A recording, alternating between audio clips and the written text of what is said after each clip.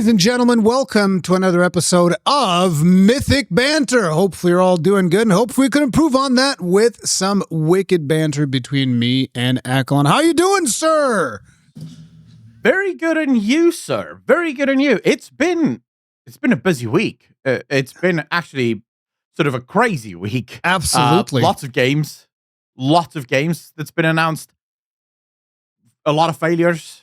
That's a lot of failures? I don't know about a lot of failures. Some. There's a lot of things that's going wrong. Let's just say this. We're once again in the arc of probably like the first hour being just drama of the gaming industry. Really? Before we even get to look at the list of drama we have before we get to like actual just news of the gaming industry. Jesus now that's still Christ. News, but it's like a lot of stuff that's going on that you know. These are your picks. I just want to point that out. These are your picks. Well, no, the Dragon Age one, that's also me. I also want to talk about that. Yeah. Dragon Age one. Also, the PC Gamer attacks Geoff Keighley, I think, is something we were going to talk about at least to some extent anyways when we were talking about the Summer Game Fest stuff, but decided to put that under drama. Now, before we get into anything else, didn't forget. Before we start with anything you didn't forget. No. We're also getting to the poll, but before we get to there's more. I quickly... Yeah, there's like a lot more. I want to ask all of you... I'm running a bit of a science experiment, okay? For those of you that don't know, almost every single YouTuber currently is suffering to try and figure out the algorithm. No one seems to know what's going on. I've spoken to so many YouTubers and they're all just like, bro, I don't know. I upload shit. Sometimes it gets views. Sometimes it doesn't get crap. I don't know what's going on. It's random. I've started to know. Sorry? It's random. Completely random. It is crazy. Yeah. But I think I may have nailed down something that seems to work. At least it's been working on my channel. If you go and you look at our analytics right now, and I'll have this on the screen for you, about 60% of you that watch this content isn't subscribed at all. And it seems like YouTube really rewards subscriptions on videos. Don't ask me why. I don't understand it, because technically speaking, it used to be that if someone was just watching the video, that would be good enough for the algorithm. But now the algorithm wants to see people enjoy it. So if for science, you wouldn't mind slapping the subscribe button. I just want to see something. If we can get like to like your stepsister. 2,000 subscribers on this podcast and the views stay the same, like it's between 2,000 and 3,000 views for the podcast, I'll never ask you to subscribe again, right? But if we get to 2,000 and the views are crazy, I'm going to ask you to subscribe every single He's never time. going to shut up about it forever. That's exactly. the way it's going to go. It's going to become literally first hour of the podcast will just be subscribe, guys, subscribe, guys. Y'all need to just subscribe. Big time. Yes. We'll do a Mr. Beast episode where it's literally just me and Rurikard going subscribe. There's a Mr. Beast episode like hours. that? That's absolutely crazy. No, he did that video where he tried to say the same word or line for like 10 hours straight or some shit. I can't even remember what it was, but crazy. That's Mr. Beast. Yeah, Mr. Beast is sort of hunting for clicks before it was even cool to hunt for clicks. But if you guys wouldn't mind, that would really help us out. And now, for the poll. So, I asked you guys the big 5 old days stripper ago. poll. Yes, 5 days ago, although it would have been 7 days ago by the time you're watching this, would you use Epic Game Store? 304 of you voted. 16% of you said yes. 49% of you said no. 27% of you said I didn't like it. And 8% of you said show results. I think what's super interesting to me is that nearly 77% of people either will not try it or have tried it and disliked it. Which, if you're Epic, why are you even continuing trying to compete? If you're Epic, you should see this and go like, huh, there's a problem. There's something wrong, and we're not fixing it. Uh-oh, that's not good. Dude, I'm going through the comments here, and every single comment almost is people just going, I have an account, but I mostly just go in there to collect the free games, and then I log off, and And a lot of people I know don't even play the free games. They just collect them and just move on to go to Steam and go play other games Reminds on Steam. me. So Epic.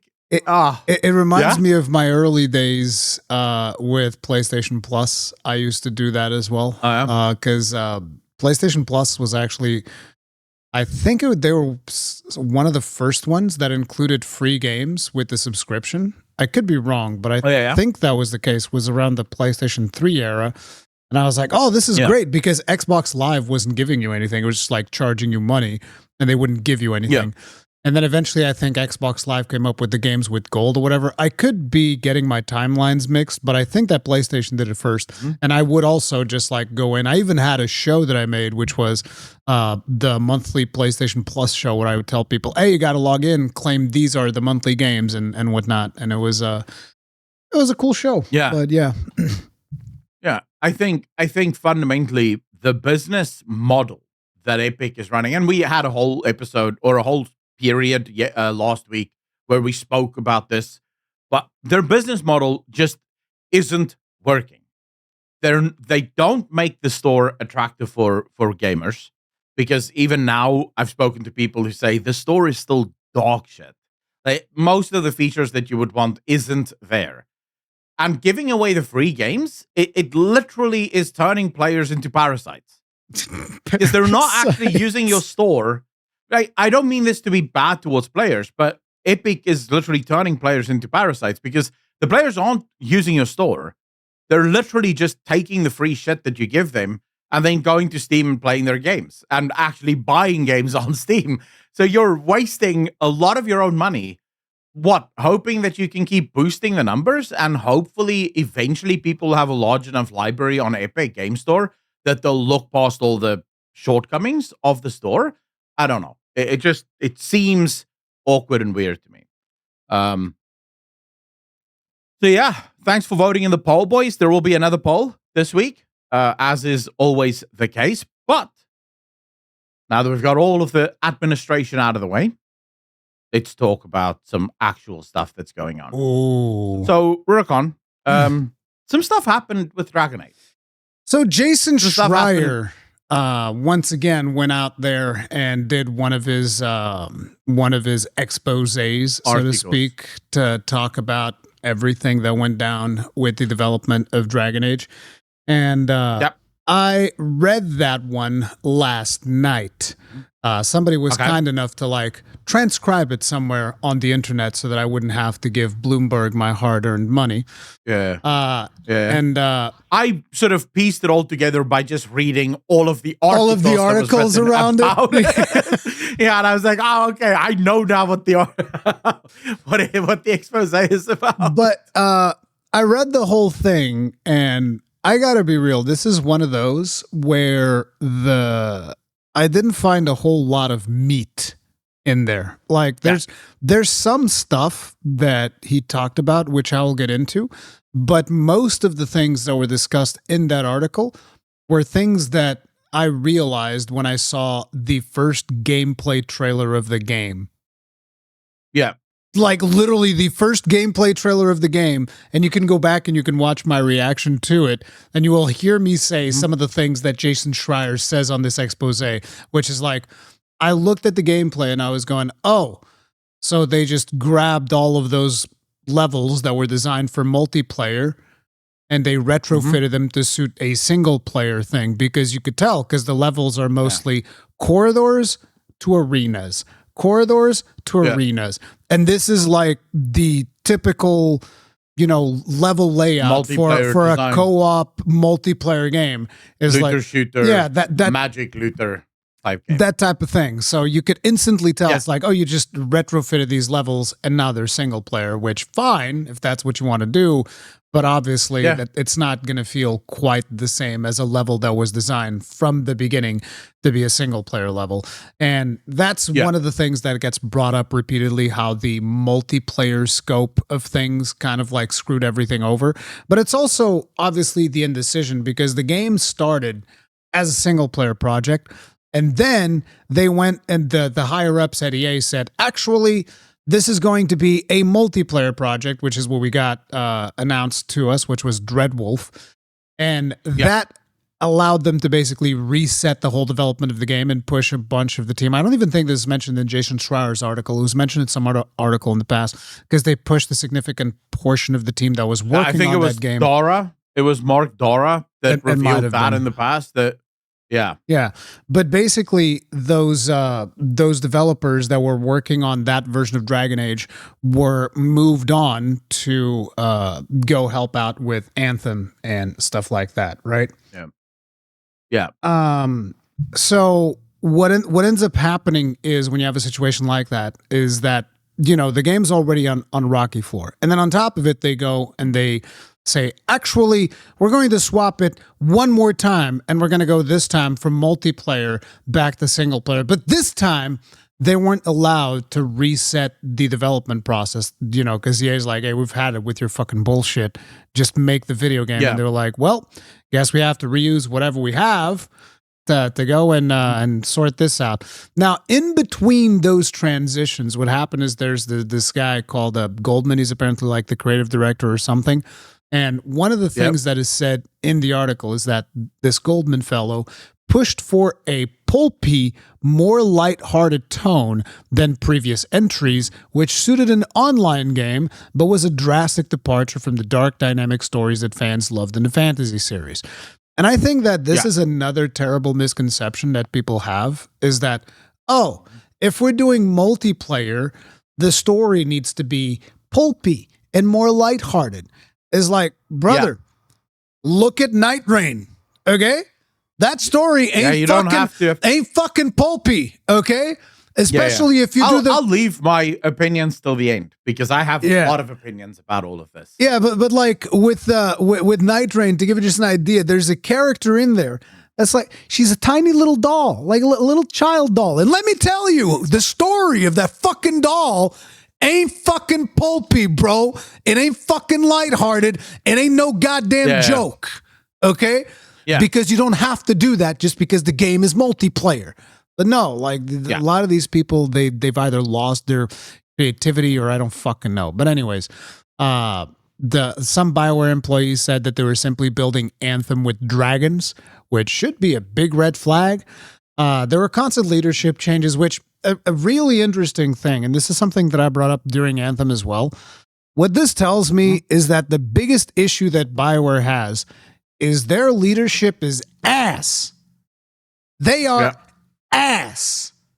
Because even with Anthem, despite the fact that there are all of these problems and whatnot, the gameplay experience and the game that they were able to put together in 18 fucking months. 18 months they put this shit together, like all of the assets and bullshit that they were like making and reworking. But in 18 months, they crammed that shit down into a workable video game. I was like, that's impressive because it actually runs pretty decently. The gameplay is pretty fun. It's impressive. And Dragon Age, kind of the same thing. It's actually a somewhat well-optimized game when it came out. Like even most people that played it were like, oh yeah, this actually runs pretty well. And, from a technical standpoint, the game was actually very playable, super, whatever, what you would expect from a video game. But then the actual content of the game is just okay, that's a different conversation altogether. But it's impressive to me that the developers at BioWare actually seem to be the people actually coding the game and the engine and fucking around and doing all that stuff. They actually seem to be quite talented. It's just the people above them, they just keep feeding them shit. It's like, listen, I have this big turd sandwich I'm going to need you to eat. But with all these leadership changes, another thing that was also brought up is that apparently the Dragon Age team and the Mass Effect team, those guys don't get along. And apparently when the Mass Effect team says something, they get it. And when the Dragon Age team says something, they get the middle finger. It's just like a hilarious thing, but So I read the article sort of adjacent to, by reading all of the other articles around it. And I fully respect, right, that all of these things were problems and no one's taking anything away from it. What I did find really problematic is that Jason Schreier is supposed to be a journalist, right? He's supposed to come at this from an unbiased perspective and reveal all of the reasons why the game failed. Yet, the woke storylines of the game is not included in his article anywhere. Now, I told you that this is related to the stuff with Boltassi. And that's exactly the fight that I had with Boltassi the last 2 days. And Boltassi got dragged all over X as a result of his insistence that woke has nothing to do with the failures of Star Wars Outlaws, Dragon Age the Veilguard, Star Wars Acolyte, the Rings of Power, the Wheel of Time. You go down the list, every single Star Wars movie after the original 6. You go down the list of all of these films, all of these movies. Dustborn is another game. Forspoken is another game, because that, by the way, what you didn't say, Forspoken's failure was the thing that led Dragon Age to go, maybe we shouldn't do the lighthearted stuff. Maybe we should rewrite it into, I don't know, bullshit or whatever, right? So it's this sort of... Wait, Forspoken's failure had influence in Dragon Age? What? I've never heard this one. Yeah. In the article, it was mentioned that it was the failure of Forspoken that sort of made the higher-ups go, oh, shit, wait. Maybe this lighthearted stuff isn't working. Wait, what? Maybe this lighthearted stuff is really bad. I didn't read that. Because Forspoken also... I think it was part of, was it IGN's article that said that, or was it PC Gamer's article that said that? One of the two. The transcription that I read of Jason Schreier article made no mention whatsoever of Forspoken, unless I was high when I read it, but...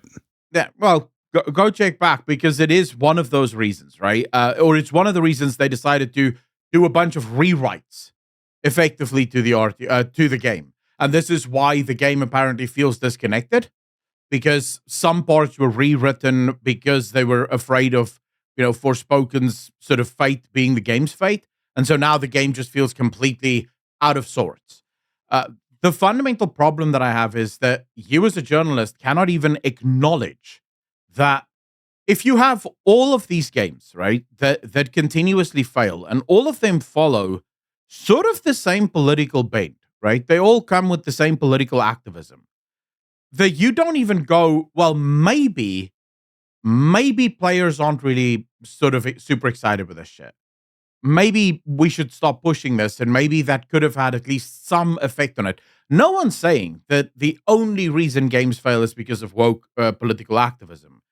But it is definitely a contributing factor, because every single game that goes down the road of woke political activism tends to fail. I think whoever wrote that article took some severe liberties. Like, I just Control F'd the transcript of Jason Schreier's article. There's not a single mention of Forspoken.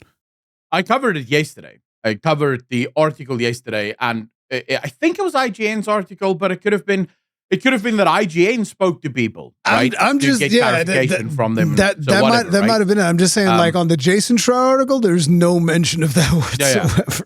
Yeah. I read it, and I was immediately like, yeah. It's like we've had this discussion multiple times throughout the podcast. I don't want to relitigate it, but the whole thing with the woke storylines is not the biggest problem with Dragon Age. It doesn't have to be the biggest problem. I know, because right? So here's the thing. I know what your argument is, the whole thing about, but woke led to hiring bad people, blah, blah, blah. I get it. Yeah, I don't necessarily agree. It's not just that. Yeah. No, but it's not just that, right? The problem is someone has to explain to me why every single game that is left-wing political activism fails. Because it seems like every single one of these series, every single one of these movies, every single one of these games fail. And there's always some big reason for it. Oh, the executives were ruining the game, and it was the suits, or they didn't have enough time. But every single one of these games, I don't understand that. And then you have games like Palworld, you have games like Helldivers, you have games like Baldur's Gate 3, where famously the creator of Baldur's Gate 3 said they weren't preaching to players. They didn't put politics above gameplay, right? Famously, the creator of Baldur's Gate says, we're just making video games here, bro. We don't give a shit about preaching to players. Because he even realizes that that's a big problem in the gaming industry. And the media knows it because the original articles that covered his speech completely left out the part about politics because they didn't want the inconvenient truth that politics ruin video games. And Geoff, so someone has to explain to me why every single one of these left-wing activist woke video games continuously fail. And I get that there's multiple reasons for it, but it's sort of weird that all of them also happen to be mega woke and continuously fail as a result of that. And then the other thing that bothers me is we all just sort of take Jason Schreier's sort of word on the blaming of the executives. So here's my question. Why would the suits of EA constantly replace people if the project is going well? Like if the project is is continuing at pace, they're not replacing. Everyone's people. doing their jobs. They're not replacing people. People are quitting. Like what's his name? The main guy behind Mark Dara. No, Corey Hudson. He quit, and there was another guy that also quit. So you mean not Casey Hudson? Yeah, Casey Hudson. Yeah, the guy from Mass Effect. Yeah. So he quit at some point midway through the project, and somebody else that was like a higher up. I don't know if it was Mark Dara. Might have been Mark Dara, but two of them Mark Dara quit. Ran. Yeah, and it's like, well, so it's not just them replacing leadership. Leadership is also quitting. Yeah, but Casey Hudson quit after EA forced them to rethink the entire project. Mark Dara quit after EA forced them to rethink the whole project. Why would EA do it if the project is going well? Right? If EA's higher ups are walking in and going, guys, what do you have? And they show them gameplay, they show them a world. The first time it was because of the fact that they wanted a live service game. They wanted more live service games. They wanted the live service money. So that's why they were like, okay, guys, we were going to rework this whole thing into becoming a live service bonanza. And then the developers were kind of like, actually, we should make a single player game or this whole thing's going to go to shit. And then EA goes like, oh, okay, I guess we'll do that then. Begrudgingly. Yeah, well, it doesn't answer like. So the developers say we should make a single player game. In 2020, EA says, okay, make a single player game. 4 years later, they released the biggest slop in the history of the world. Because they had to use, they didn't let them fully reset the development cycle, and they had to reuse the multiplayer shit, which is, like I said, it's something that I called out on literally the first gameplay trailer they showed. I was like, this is just multiplayer shit adapted to single player.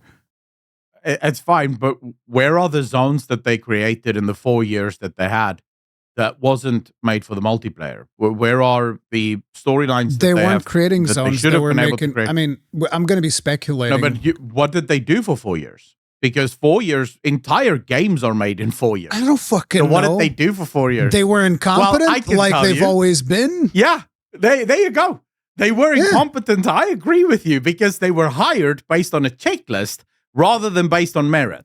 Right? I don't know about that. Now we're getting to where I don't know about that. I'm not willing. I'm not willing to explain the constant failures of the AAA industry because it seems to me, right, very convenient that every single time these AAA studios with their political slop fails, there's always someone to blame, right? And it's consistently the blame is placed on people other than the developers.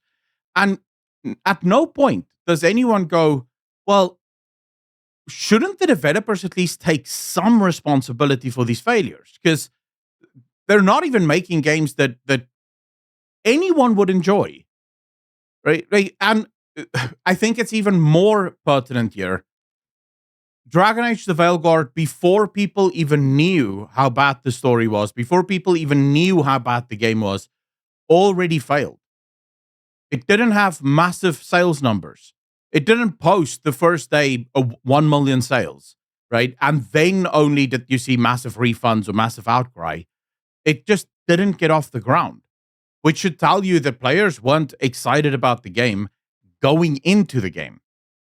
And even if you don't want to say that woke has at least some reason or part to play in the failures of these games. I didn't say I don't want to say.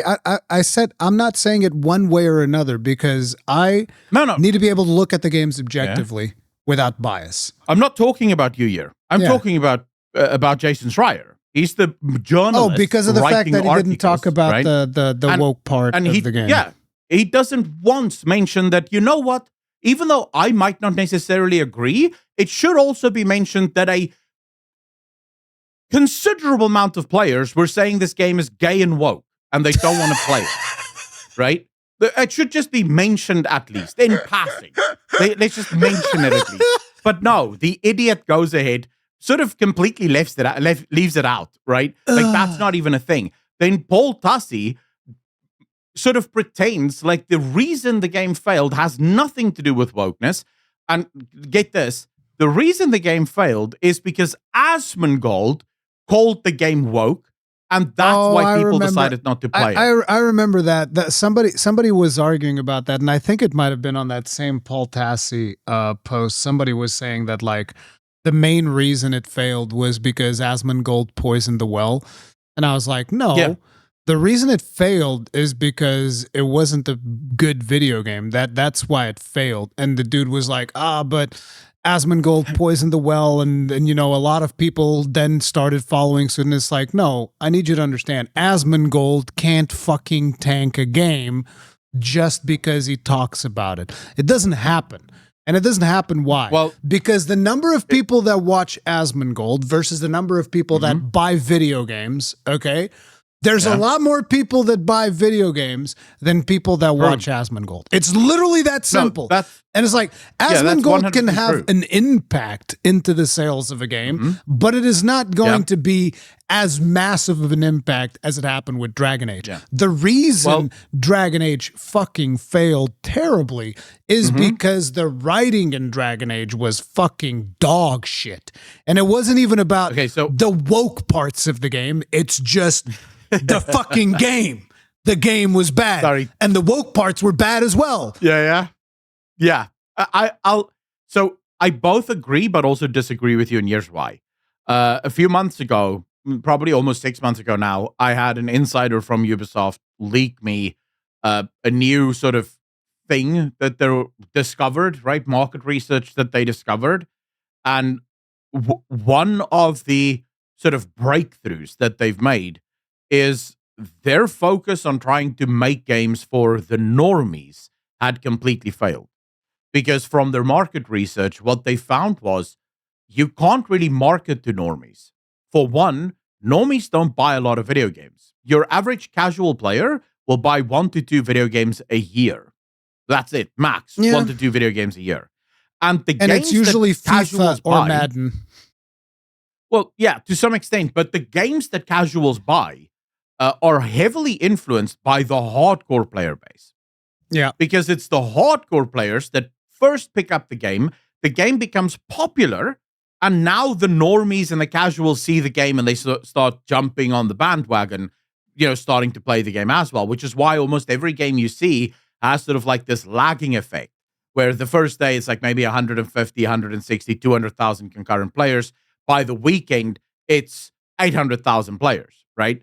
Because the normies take some time to sort of see, everyone's playing this game, I'll go play this game as well.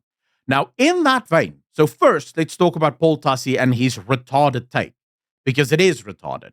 Paul Tassi saying that it's Asmongold that caused the game to fail. The problem there is that if it is true that negative content is just the be-all and end-all, then why is it that whenever these journalists are writing negative articles about Stellar Blade, it has no effect on the success of the game, right? So clearly, negative content alone means absolute jack shit. What you require is negative content to an audience that feels the same. I'll tell you what the journalists would argue there. And although if they were ever to make this argument, I think it's like shooting themselves in the foot in a really bad way. But they would probably say, well, we don't have as much reach as Asmongold. Which is probably true as well. But if they say that, oh shit, it's kind of over, right? Yeah. But the thing that you need, and this is what Paul Tassi he knows this, by the way, he just refuses to acknowledge it. If you're going to make negative content, like, for example, myself or Asmongold or anyone calling the game woke and bullshit, You need a receptive audience. So there's an audience that feels the exact same way that you do. Now your content is finding its audience. But if I came out, and I promise you, if we came out prior to Baldur's Gate 3's launch, and we said, woke slop, guys, because you can screw a bear, it would have made no difference to the success of the game. Yep. Zero. Because the audience would have listened to the shit we're saying. They would have seen gameplay, and they would have gone, you guys are talking out of your ass. No. There's no woke stuff here. I can let me do tell you whatever I what want. they would have said. I'll tell you exactly what the audience would have said if you were to say what you just said. They'd be like, I was already going to buy the game. You don't have to persuade me. Well, yeah, right? Because fundamentally, and this I should just mention because Paul Tassi made the same argument to me before he blocked me, like the little bitch he is. Why are you being so mean to Paul Tassi, what dude? about... Dude, I do not like that guy. But why? The argument he made was, what about the success of Baldur's Gate 3? I need to put this once and for all to all of the left-wingers that keep thinking that this is a good argument. You're being retarded. No one has ever made the argument that Baldur's Gate 3 is woke. Baldur's Gate 3 doesn't force anything on you. You're not forced to have gay sex. You can kill the gays in the game if you want. Like, the game, it doesn't do anything. It just gives you a blueprint. It gives you a canvas and then says, paint whatever you want. Right? And that's all we've ever asked for. Like, put all the gay shit in that you want, but don't force me to sit at table with Tash while she's going through some identity crisis, right? Pretending like she's not a she, being an absolute dickhead to her mum that isn't even being nasty to her. And then I don't have the option to say, Tash, get out. Or I'm going to kill you now. No, I have 4 different options to go, I agree with you. I confirm you. You're so valid. You're so real. It's like, dude, get the hell out. No one cares about those gameplay, the gameplay of that. It's not fun, right? I don't want to be preached to. If you want to put gay characters into the game, go for it. No one cares. But don't force me to suck dick. I don't want to. This isn't fun. Did you get it all out of your system? Are you good? I'm calm now, thank you. I'm calm now. I just wanted to point out that a great way to make sure that people listen to what you have to say is to open up by insulting them like you just did. I think that's 100%. 100%. Listen here, you fucking scumbag. I want to make sure you understand, you piece of shit. And then you explain it. That makes them very receptive to what you're saying. I mean, there's a chart, there's a research study that just came out that sort of shows that the left has no open-mindedness anyway, so I don't expect anyone on the left to listen. No, I'm not even kidding. I can link it to you on X. It's a bunch of researchers in the UK that found I'm sure there's a bunch of researchers that have a study that says the exact opposite of that. So, well, yeah, whatever. But remember, we can look at research studies, and we can look at how many people that they how many people that they interview, what were the exact peer reviews and stuff. And this thing does find pretty extensively that on the left, now we're talking far left here, so we're not talking center left people. We're talking about the people that I called retards just earlier. Their sphere of things that's allowed to be talked about is this tiny. They don't allow any conversation outside of that. If you even try to paint outside those lines, they will cancel you immediately. So no point in talking to them. I'm happy to talk to the center left. I'm happy to talk to the right, but yeah, those people are unreachable. Now, since I've definitely pissed off a lot of our audience members, let's talk about another thing that will piss off a lot of our audience. You know, this is a great start. I just want to preface both. I mean, I should have prefaced the previous one as well. Rurikon is not a political streamer. I don't take sides in this bullshit. By the way, this is actually the fun thing about this podcast. Rurikon, a lot of the time, just sits here going, I don't know what's going on right now. Like, I don't know what we're talking about. Like, you know the Breaking Bad scene. Having fun. You know the Breaking Bad scene where like Walt and Jesse and And Jesse starts going on about I forget what the topic was, but like Walter is talking about something that happened and Jesse starts talking about something completely unrelated. And then Walter goes, Jesse, what the fuck are you talking about? I'm Walt. I was like, what? Yeah. Because here's the problem with this, right? I don't do the political research. I don't have the patience for it. Yeah. So, But keep going. I'm sure this next one will be interesting. Yeah. Well, the next one is interesting, although not much to say about it, other than the tide is most definitely turning. If you're someone that has maybe secretly gotten a little sick and tired of the woke politics permeating through every single facet of society, it is turning. You even now have Jagex. Now, Jagex has been... They're not the furthest left in the gaming industry, but they're close, right? Were they left-leaning? They've been very... I don't follow they were very... so I don't actually know. Yeah, they were very left for a long time, sort of embracing all of the Pride bullshit and so on. Okay. They've now canceled Pride. They've canceled all of their Pride events. They're just going, no, this is cool. We're not even going into it. That's harsh. You have a number of game studios that have gone, we're going to distance ourselves from this bullshit. We don't want to be a part of it. See, I've always found interesting. And I know that some people are probably going to be upset at me over this, but I've always found interesting, like the thing that you get to June and everybody changes their stuff to be more LGBTQ friendly and all of that stuff. And I've always looked at it and thought to myself, how about I just respect gay and queer people every month of the year instead of just, no, I'm going to respect you more now because it's June. It's like I respect you the same way that I respected you back in January, the same way that I respected you back in February and your life choices and all that stuff. I respect you. If you're a respectable person, you get respected. It's that simple.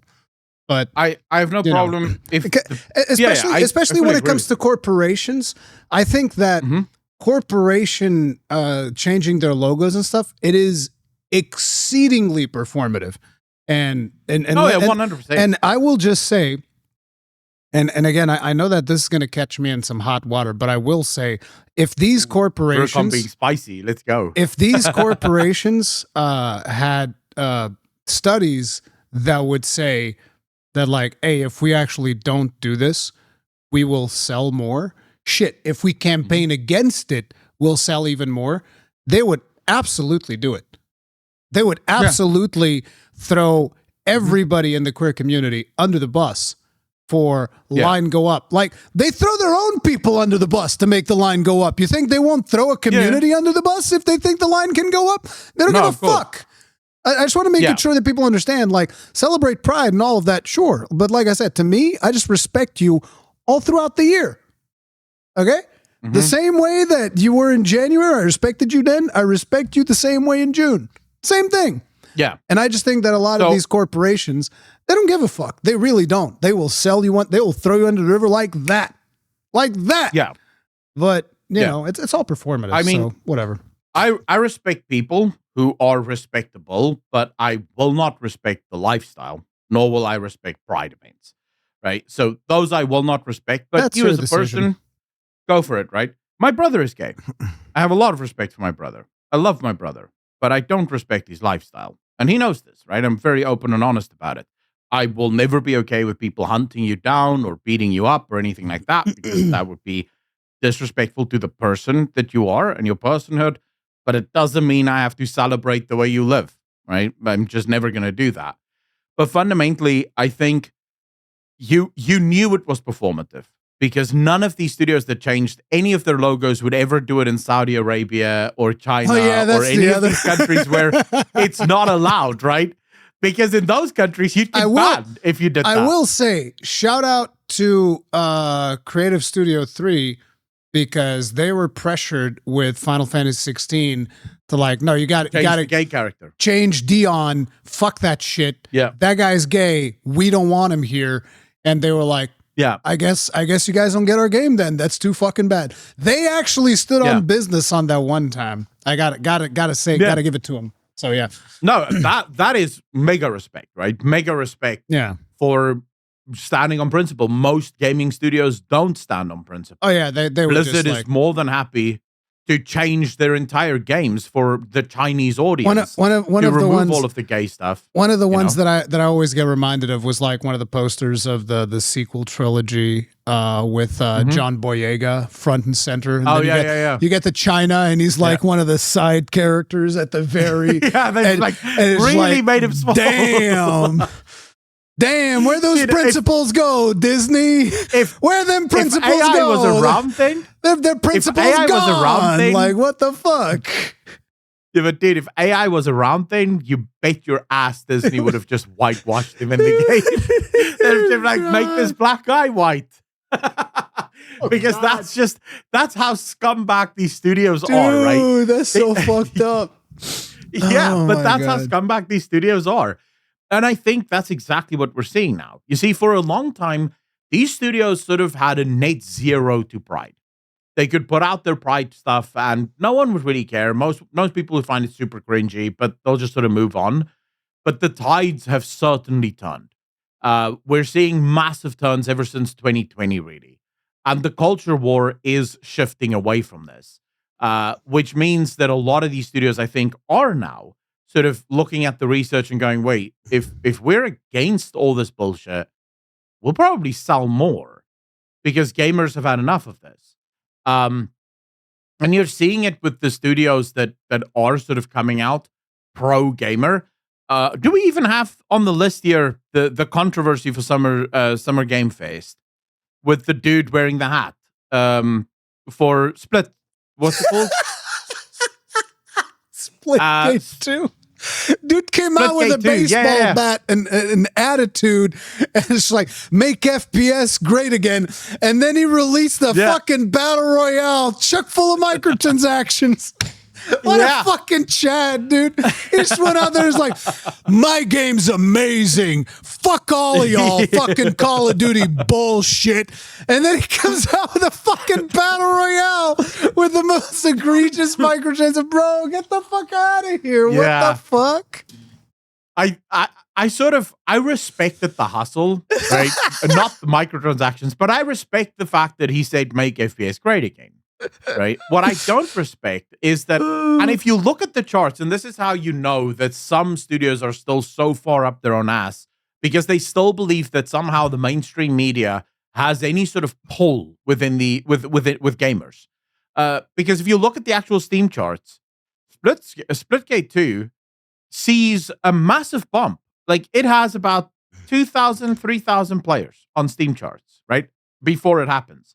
It goes up to 25K players right as it happens. So clearly, a lot of players are going, hey, this guy has balls. Let's go check it out. And then you see it take a nosedive as soon as he apologizes. Because he comes out and he says, I'm so sorry.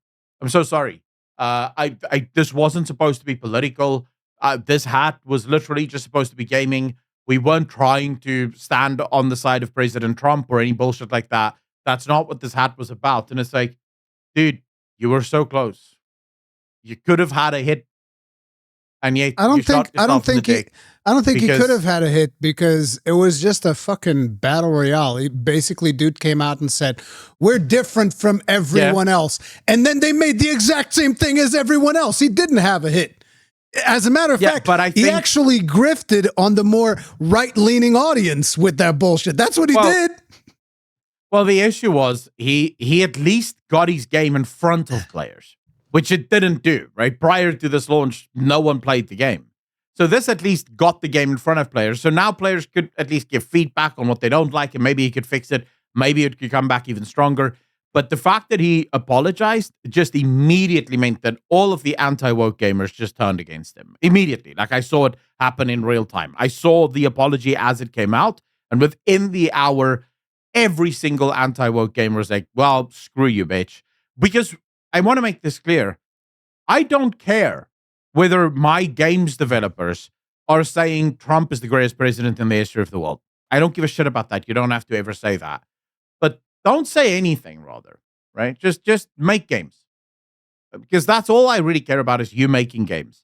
Don't say anything political, and also don't apologize for a bloody hat. Like, it's a hat. If you're outraged by a hat, you don't deserve to be in this industry. That is nonsense, is what it is, right? Yeah, it's just it's such performative nonsense because you immediately had the media claiming that he's insensitive to the struggle of the left-wing people in America that are suffering under the policies of Trump, and it's just like, wait, what? So, like, his hat says nothing about being pro-Trump or anything.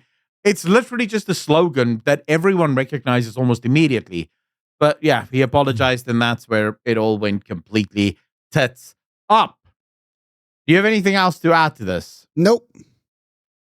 All right, so then we'll move on to more drama. This Lots time of we're drama. talking about, but we're talking about Reforge Gaming. Now, you told me that this is the guy that basically blamed or told people who aren't members of his community that they don't matter, right? It was something like that. There was a clip of him which I thought was completely disgusting, and I know that some people say, "Oh, you're just virtuing." It's like, no, I treat pretty much everyone in my community. I never tell people you got to sub, and if you don't sub, you're less than somebody else. But there was somebody in his community that was like giving him some criticism about something in his Discord or whatever it was. And he basically was talking to one of his mods, and he was like, that guy doesn't even matter. He doesn't even sub. The fuck do I care? I don't care about his opinion. It doesn't matter. And it was something along those lines. And I was like, that's pretty fucked up. That's pretty fucked up. Yeah.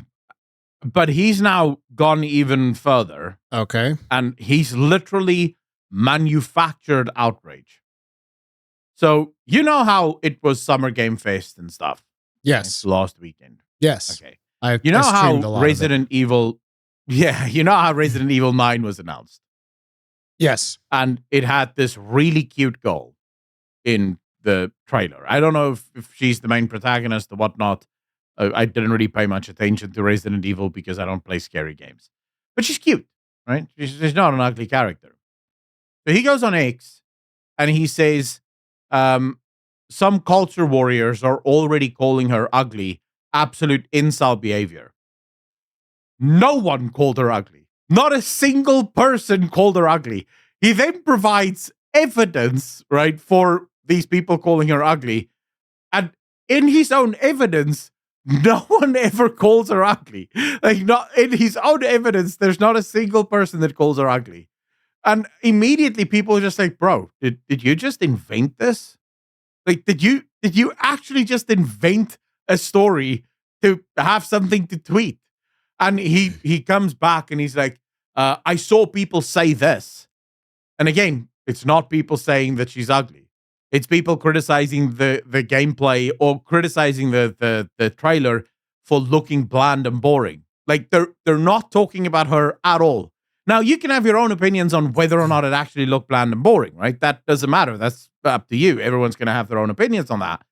But it was just, it was surreal to just sit there and go, wait, why would you do this? Like, why would you just invent a story that's so easily disprovable, right? Like, so easy. People just go, wait, we don't think she's ugly at all.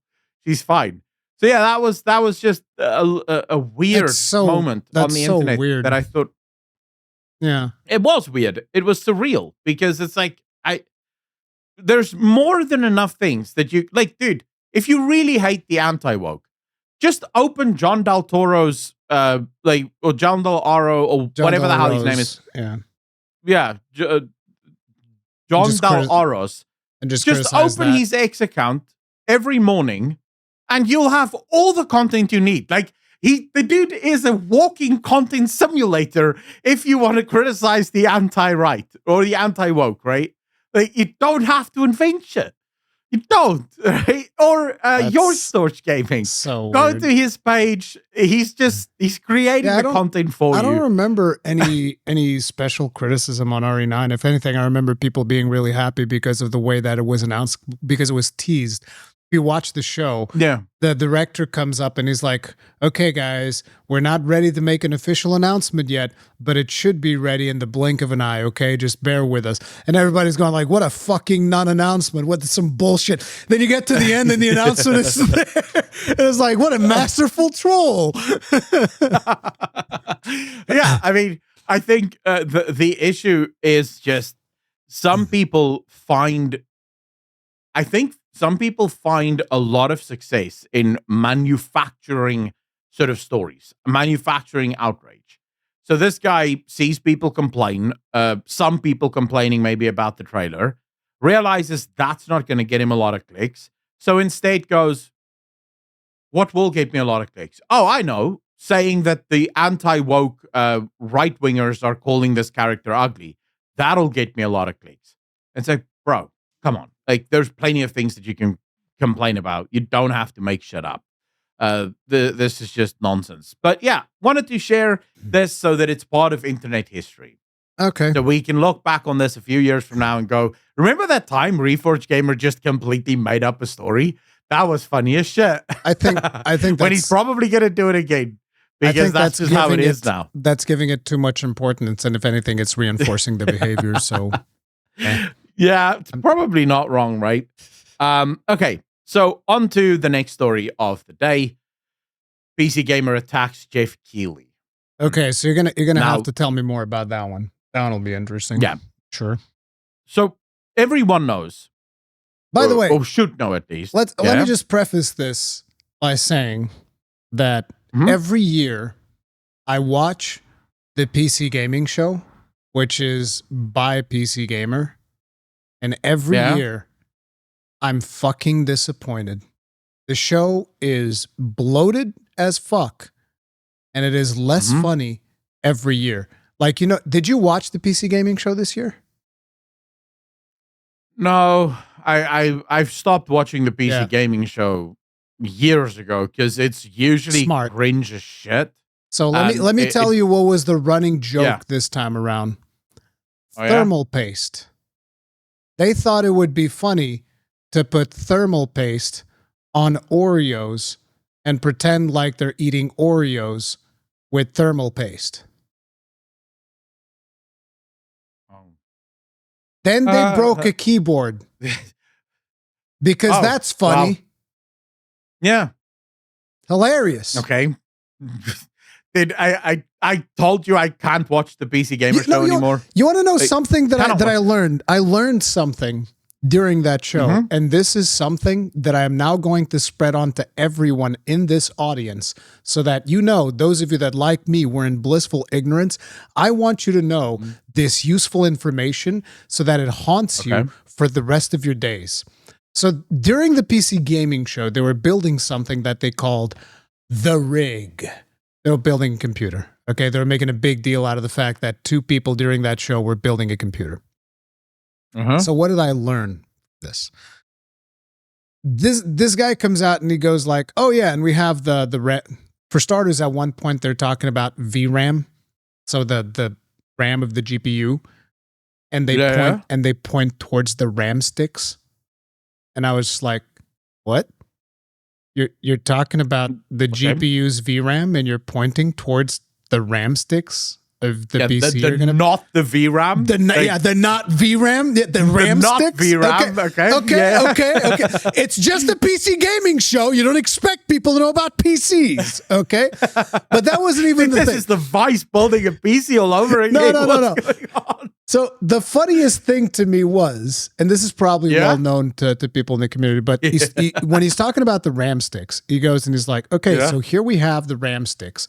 And we have these two normal RAM sticks, and then we have these two dummy RAM sticks. And I was like, dummy RAM sticks? What the fuck are dummy RAM sticks for? What the fuck is he talking about? Because it was to fill, because, usually you have the dual channel. So usually you'll have two RAM sticks. And, when you're building a new PC, very rarely you will have 4 RAM sticks unless you're a more budget type build and you're buying like lesser, lower quality RAM sticks and fill those out, right? So usually you have 2 RAM sticks. And when he talks about, so here are 2 actual RAM sticks and these are 2 dummy RAM sticks. And I was like, the fuck are you going to do do with dummy RAM sticks? Is to fill the slots that don't have RAM sticks in them? And somebody in my chat said, "Oh yeah, because it protects it from dust." It's like, the fuck do you mean? I have a computer here. It's like fucking 17 years old. The RAM sticks work fine. I mean, the RAM slots work fine. Yeah. You don't have to protect that shit against dust. You just dust the computer every now and then. What the fuck do you mean? But that's just bullshit. Then somebody really explained it to me, and that's when my brain completely fucking broke. They said, it's for the RGB. I'm gonna punch a child. Like this is, dude. I hate RGB with every fiber of my being. I got up. I had to get up. I was like, bro, what the fuck? Dummy RAM sticks for pretty lights? Fucking end me, bro. What the fuck? Did I legitimately went into my PC the day I got it, and I turned off all the RGB. Oh no, because I hate RGB. You know the funny thing, the latest PC that I built, it has like I always do liquid cooling because it's quieter. I like quiet. So I have my liquid cooler going into the processor, and as I'm hooking it up, I'm like, okay, so this thing also has a USB for me to plug in. And I was like, but there's already a power connector on this. So this USB is not for power. What's this USB for? And people in chat were like, oh yeah, that's for the RGB on the cool. And I was like, oh, that's great. I don't have to turn that. I don't have to plug in that cable. Problem fucking solved, bro. I have such... Dude, PC Gamer is just a joke. PC Gamer is just a joke, but they're joining the ranks of all the other media companies that are just absolute jokes at this point in the gaming industry. And their attack. So the attack on Geoff Keighley. So it has to do with the attack. Just one last thing. I don't think that PC Gamer or any individual website is a joke. I think that you're going to have good writers and bad writers in every single one of these. You're going to have good journalists and you're going to have bad journalists. And it just so happens that a lot of the people that work for PC Gamer usually have some pretty shitty fucking takes, but carry on. Well, I haven't seen the good journalists, but I'm sure they're out there somewhere. I haven't seen them yet. Maybe they're hiding. Maybe they'll start writing soon. I will fight for all the good mainstream media journalists out there. All 10 of you. It's going to be a short fight. It's going to be a short fight. It's going to be like, you get over here. No, but some of them are cool. Like I've had good interactions with some of them. Some of them are pretty cool. I will say that. Yeah. I realize that I think it's always easier when you know someone personally to sort of see some of the good in them. I don't know any of these people personally, nor do I want this connection. I have no interest in knowing any of the media because every single one of these mainstream media people that I've seen have been dog shit, back to front. But that's sort of just my opinion based on the work and the body of the work that they've released thus far. Maybe there's some good articles every once in a while, but I find those to be few and far between. But this particular story, I think, is the one that's most egregious and shows just how bad our industry has become, because it's related to Clear Obscure Expedition 33. Now, you guys will remember, I think last week we covered this, where actually the week before that, where the media is getting very upset that people are saying that Clear Obscure Expedition 33 was only designed by 30 people. Because if you actually look at the credits, it's closer to like 60 people that designed the game. And so the media has been attacking this article or this sort of narrative for quite a bit. Geoff Keighley goes on stage and he praises Clear Obscure Expedition 33, a game made only by 30 people. Now, to put into perspective, they actually spoke to the CEO of Sandfall Interactive, who explained that if you take the average developers that they worked with over the course of the development of this game, it does come to about 30, because they started with less than 10, right? And then eventually they got up to maybe 15, then 20, then they went to about 30, 35. Eventually, they had something like 40. Then they came back down to like 20. So the core was about 30 people overall that worked on the game. So it's not false to say that it's 30 people. Geoff Keighley says this, and PC Gamer writes this entire article attacking Geoff Keighley because, according to developers in the games industry, this is a dangerous myth to perpetrate or to perpetuate. And the reason for it is it's going to put pressure on AAA studios to cut developer numbers, cut budgets, and produce games of that quality. So it's basically the Baldur's Gate bullshit all over again. When Baldur's Gate 3 launched, you had every games developer coming out and saying, you can't hold us to that. We don't have the budgets, even though most of them worked for giant AAA studios that have way more budget than Larian Studios. We don't have the people. It's like, dude, you're working at Ubisoft. You guys have 18,000 employees. Larian Studios has 300. It's not a people problem. So it's basically just the industry wanting to defend itself from sort of facing any sort of reform, and PC Gamer saying, we got you, fam. We'll ensure that you don't have to face reforms. We'll ensure that the fat doesn't get cut from this industry. We'll attack Geoff Keighley on your behalf and make sure that gamers know not to expect high-quality video games from AAA studios anytime soon. It's like, I don't know what to do anymore. The interesting thing about this is that the argument that a lot of these people are making whenever it comes to Expedition 33 wasn't just made by 30 people. They're saying that, like, oh, we also have to take into account all the people that they've subcontracted and, you know, did contract work, and the people that worked on the soundtrack and blah, blah, blah, blah. And it's like, okay, so then we have to do the same thing for all the other studios, right? The other studios that have like average of maybe 300 people working on a video game at any given time. We also need to take into account that besides those 300 people, there's also like 100 people that they've contracted to do work, whether that is animation work, asset design work, soundtrack, localization, all of that bullshit. And then basically what does this do? It just inflates the numbers for all the studios, and we're right back where we started from. Yeah.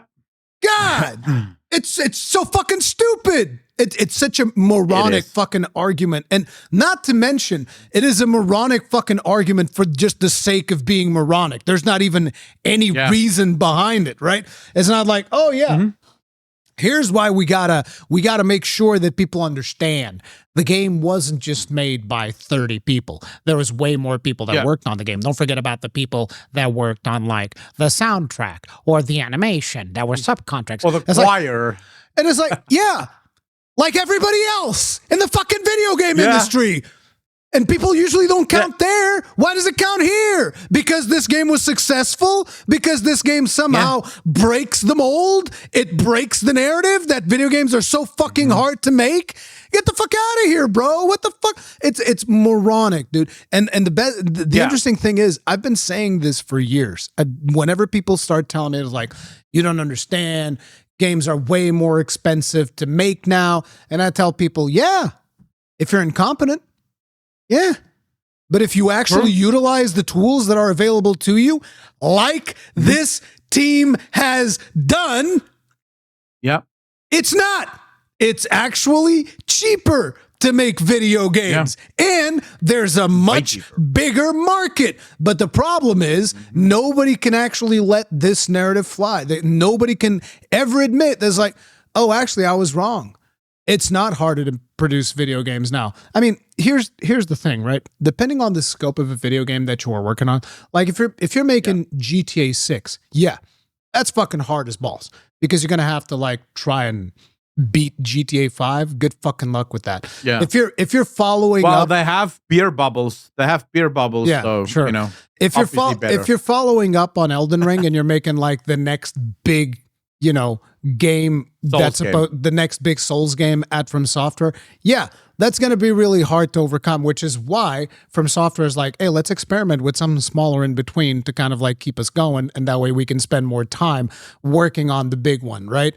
And it's like, those are hard. but like actually making a video game, like a video game that defines what it wants to do, like Expedition 33, because they were like, no, we're not trying to do Ubisoft open world bullshit. We're not trying to do like the biggest game. We want to do this very targeted experience, this turn-based combat that we've come up with. That's tight scope. It's like, if you do that, games are easier to make now than they used to be. I don't accept this argument that people always bring up. No, it's harder. It's harder if you're focusing on the wrong things. It's harder if you're focusing on like, we need 8K assets. And it's like, why? We need shrinking horse testicles. Why? We need the ray tracing. Why? Nobody cares. Yeah. It's like, But I sort of, so my personal opinion on this is you're absolutely correct, right? You're absolutely correct that, and I posted this on X earlier in the week, where I said, don't be gaslit by the media and the developers telling you that, oh, we need to increase game prices because budgets have inflated. The only inflation in the gaming industry is the inflation of stupidity, the inflation of incompetence, and the inflation of waste. That's the only inflation that's been hitting the gaming industry. And I would also like to once again bring up, because I think we've brought this up a couple of times, but I'll bring it up again just in case we have any takers on this, okay? If you believe the developers of these video games are going to see 1 cent of the money that has been increased in the price of the game, we have a bridge to sell you on Mars. We hear that Elon Musk's going to colonize that pretty soon. And so we're going to make a bridge there. We're going to sell it to you in advance right now. Okay. Yep. We're going to call it the Idiot's Bridge. Okay. It's fantastic investment. But not idiot. Not idiot as you would know. Wait, this is Martian. So idiot means beautiful, actually. No. On Mars. There's another one ahead of that. The gullible idiot. Okay, it's the gullible idiot because you actually believe that any of this money that is increased in the title is actually going to trickle down to the developers, because it fucking won't. And guess what? Not only that, developers are probably going to get fucking fired, because that's what usually they end up getting, because that's the industry that we're in. Okay, so no, that's not how that fucking works. Okay, but I think, and I fully agree with everything you just said there. But it is just part and parcel of where we are now. The AAA industry is so devoid of talent, so devoid of passion, because it's been run into the ground by very, very bad management. So I do agree that management has some, but the talented people have left.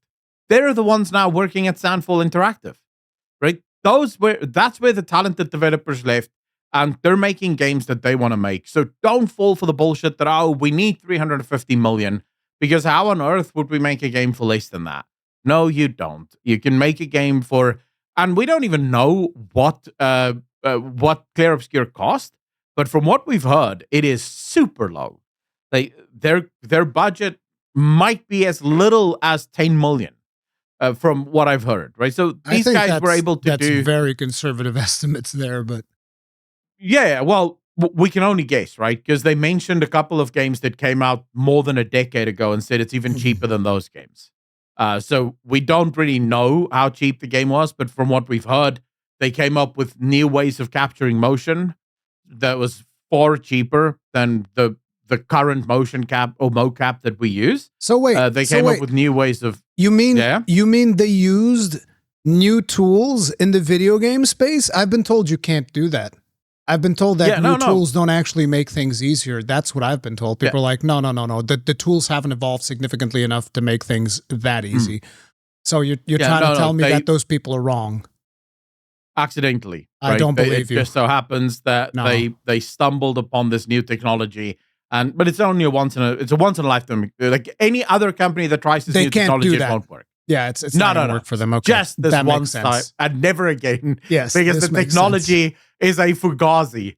Right? Okay. Once it's used, it's over. You can it's like a buff. It's consumer. It's like a buff. And there's only one buff.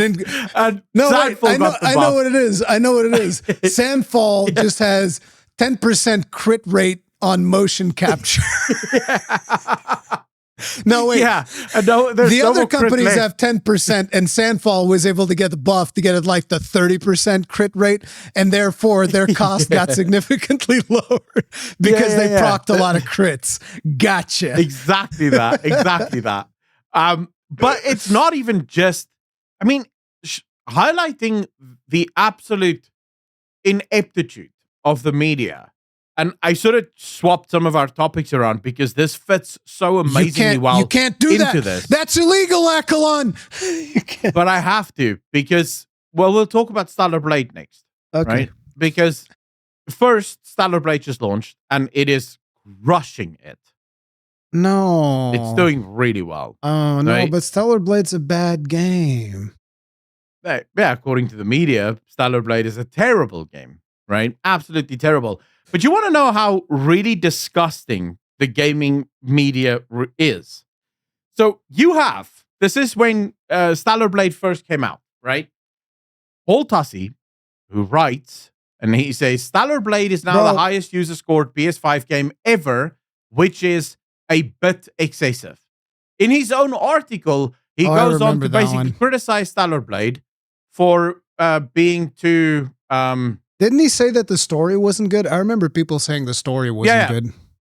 He basically said the story wasn't good, the animation and the fighting isn't that good. It's just gooners, effectively, right? Male gooners and incels that's basically playing the game. I might be changing some of his words here.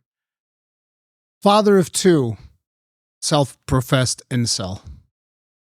Yeah, no, Rurikon is the biggest incel in the world. He has a wife and everything.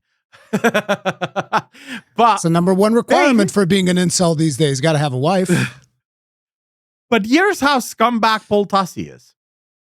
So yesterday, Paul Tassi writes a new article.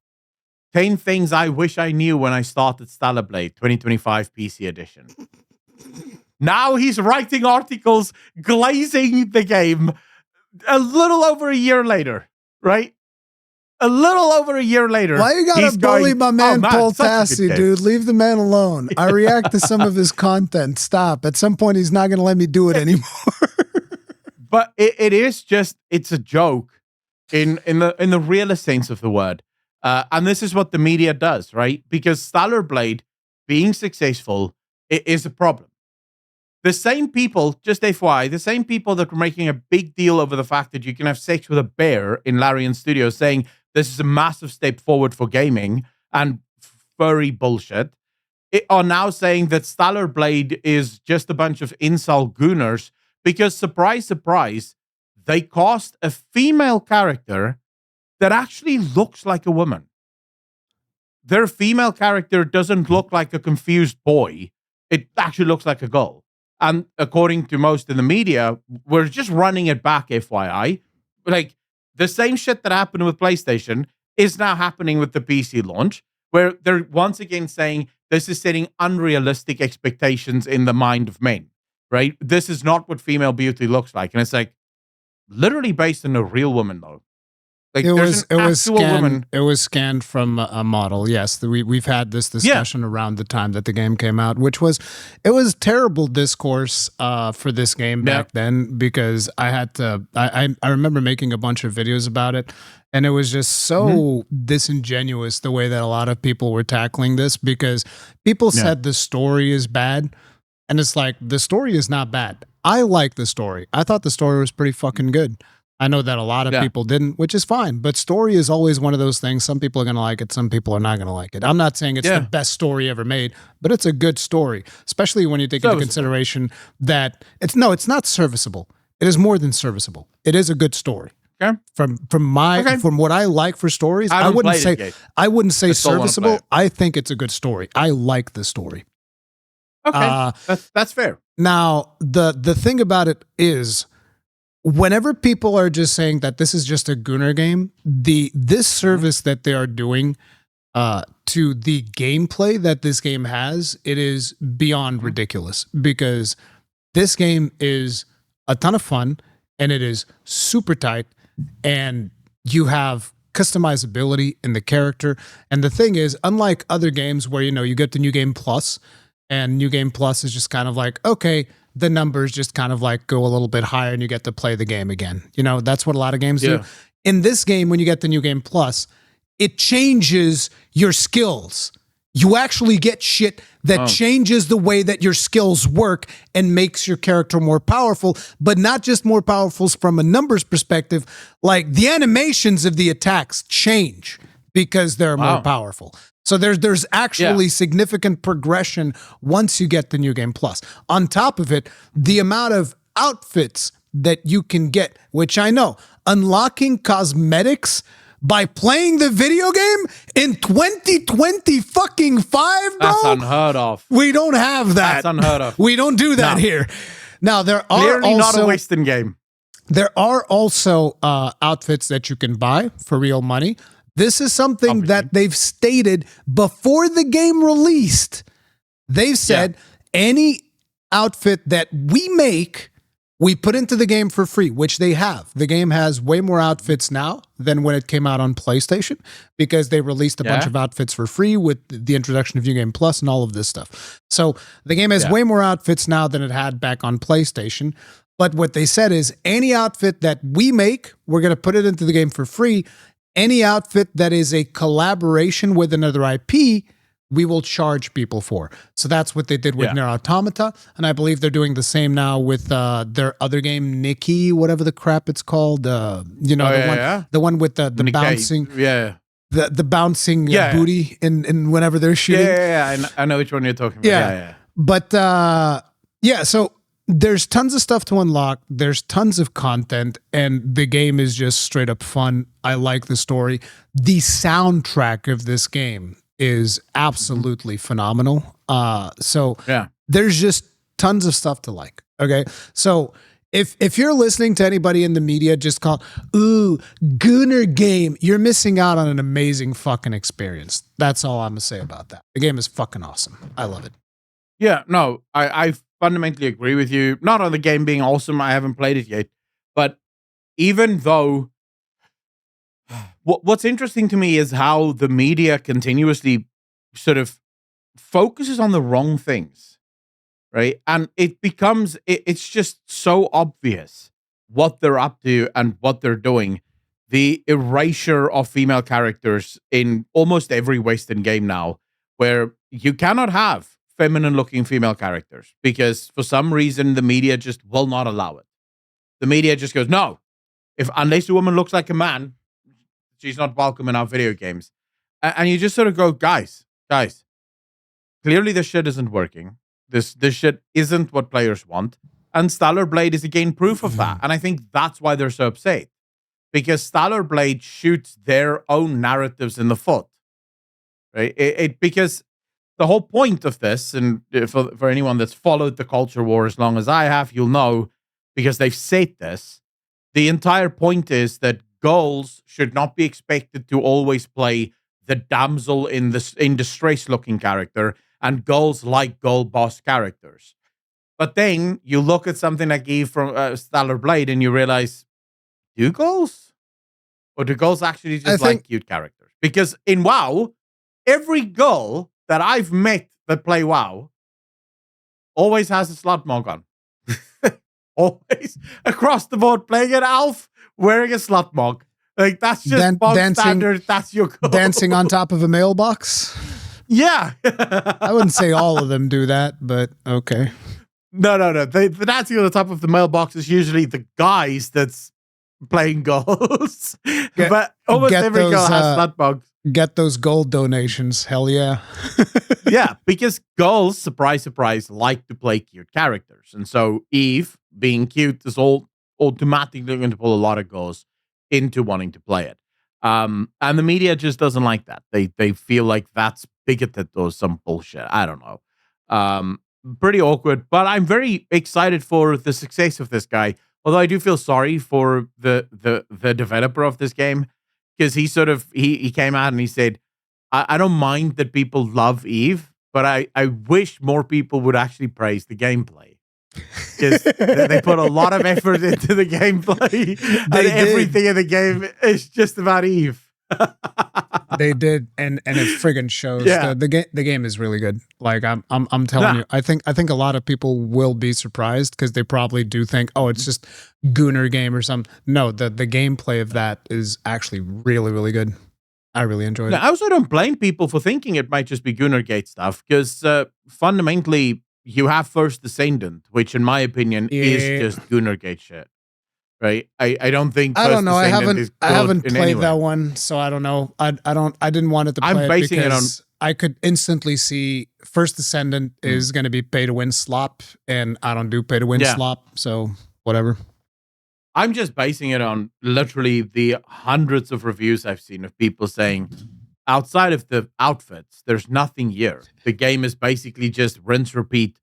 It's all of the worst decisions made in looter shooters put into a single game. I still remember the dude that made, like, there was a dude that made an article about Stellar Blade saying like, oh, I think the game's actually really good, but it really takes me out of it when they force me to wear the sexy outfits. And I was like, when the fuck were you forced to wear a sexy, like this is as self-inflicted as it fucking gets, bro.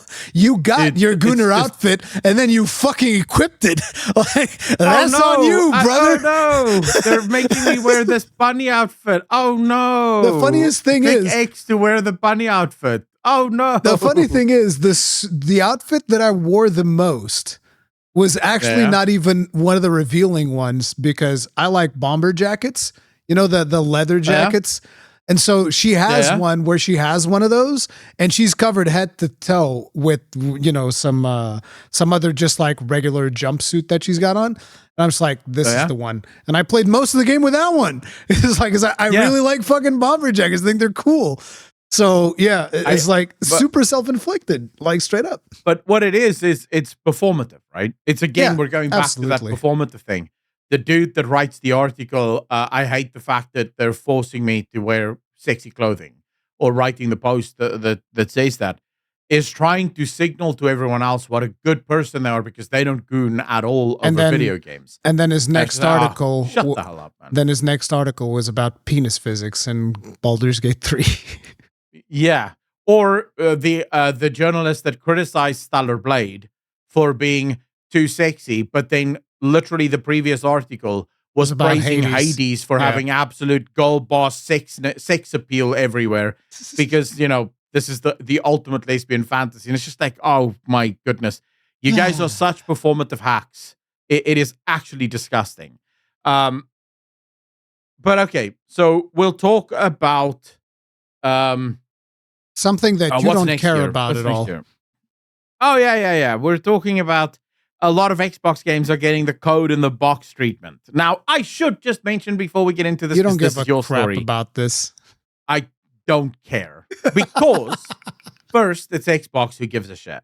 Second, I'm one of the few people that I at least know of that couldn't care less that games are becoming digital. Why would you say you're one of the few people? You guys are most definitely the majority. Because I only ever hear people complain about the fact that games are going digital and they want to be able to own their games. Yeah, exactly. Whereas I think owning your games, like physical copies, is tedious and tiresome, and I don't want to go to a store to buy my video games. I like just going on Steam and going buy.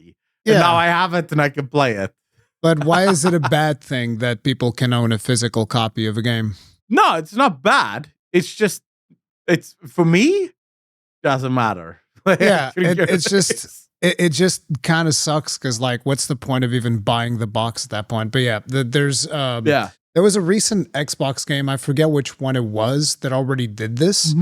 And they're going to be doing it for Outer Worlds 2 as well, and they're going to be doing it for Ninja Gaiden 4, and there's going to be more and more games that are going to be doing this type of stuff, basically cycling out. This is their transition period, and Nintendo's kind of like doing something similar with those key cartridges or whatever, which you can say, oh, We've already had those. And it's like, yeah, those were like the first halfway step. This is the second halfway step. And there will be other like little steps that they're going to do until they eventually just completely get rid of physical media, which I think is very, very bad because eventually you're not going to be able to experience games in their original state. So to give you an idea, just recently, I had this argument with some people in the Monster Hunter community that were saying that I was misremembering Monster Hunter World.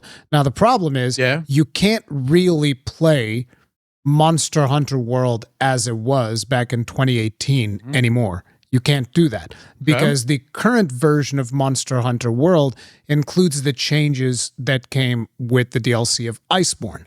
And so what that means is, even if you don't have Iceborne installed, the version that you get when you install it from Steam already has mechanics from Iceborne in it, even though you don't have all of the Iceborne features.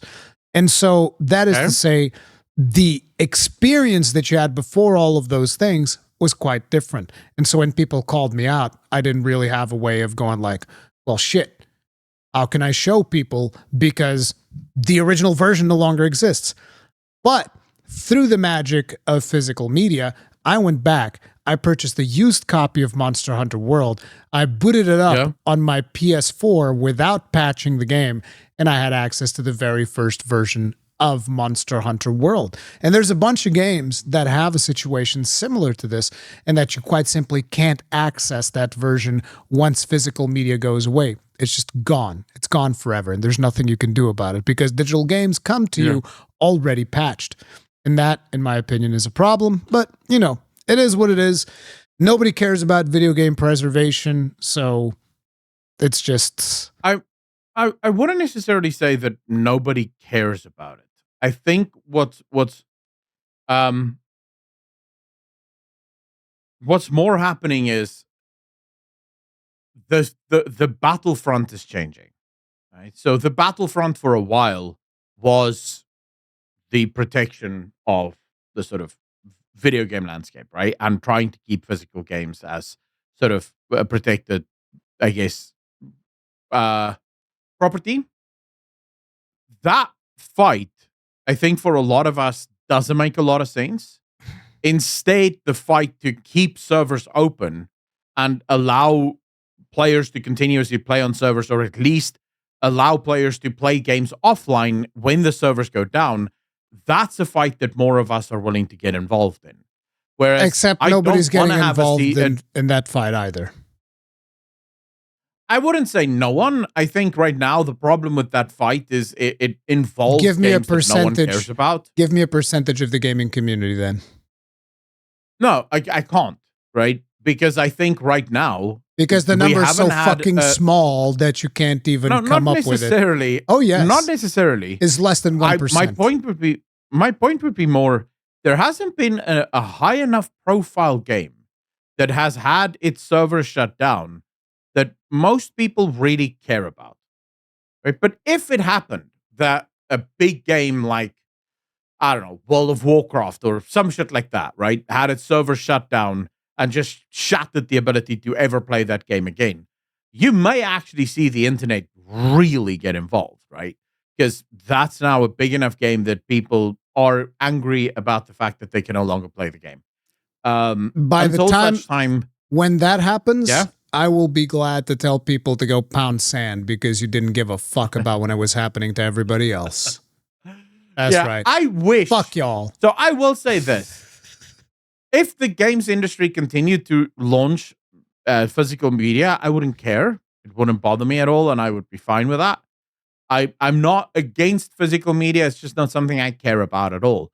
What I am against is this bullshit performative physical media. Yeah. The fact that you're selling a box, but then you only give a code inside. Get the hell out of here. Either be all the way in or all the way out. Don't do this nonsense of, we're going to charge you for this physical copy. That isn't a physical copy. It's just a box, right? It's just a box, which you get home and you just type the little CD key into Steam, and now you get your game on Steam, where you could have just gotten it from the fucking start without having to go through the box bullshit. Yep. So that's sort of my problem. You remember how when Nintendo announced that Mario Kart World was going to be $80 or $90 if you're getting it physical, at least in Europe. Yeah. One of the things that I said, bro, Microsoft is going like this. Oh, yeah. They're going like this. Activision is going like this. They're all just like rubbing their, like those flies that are on top of a really big fucking turd and they're just rubbing their little, I don't even know what to call those. They're getting ready. They're getting ready to just snack on that big old turd, and they're just like rubbing their hands together with their happy looks on their face. Their flies like, woo! That's what all these people were doing when Nintendo did it, and Microsoft just came out and said it. Fuck y'all. Outer Worlds 2 is going to be 80 bones. Suck my dick. Now, you want to know the funniest bit of this? Go for it.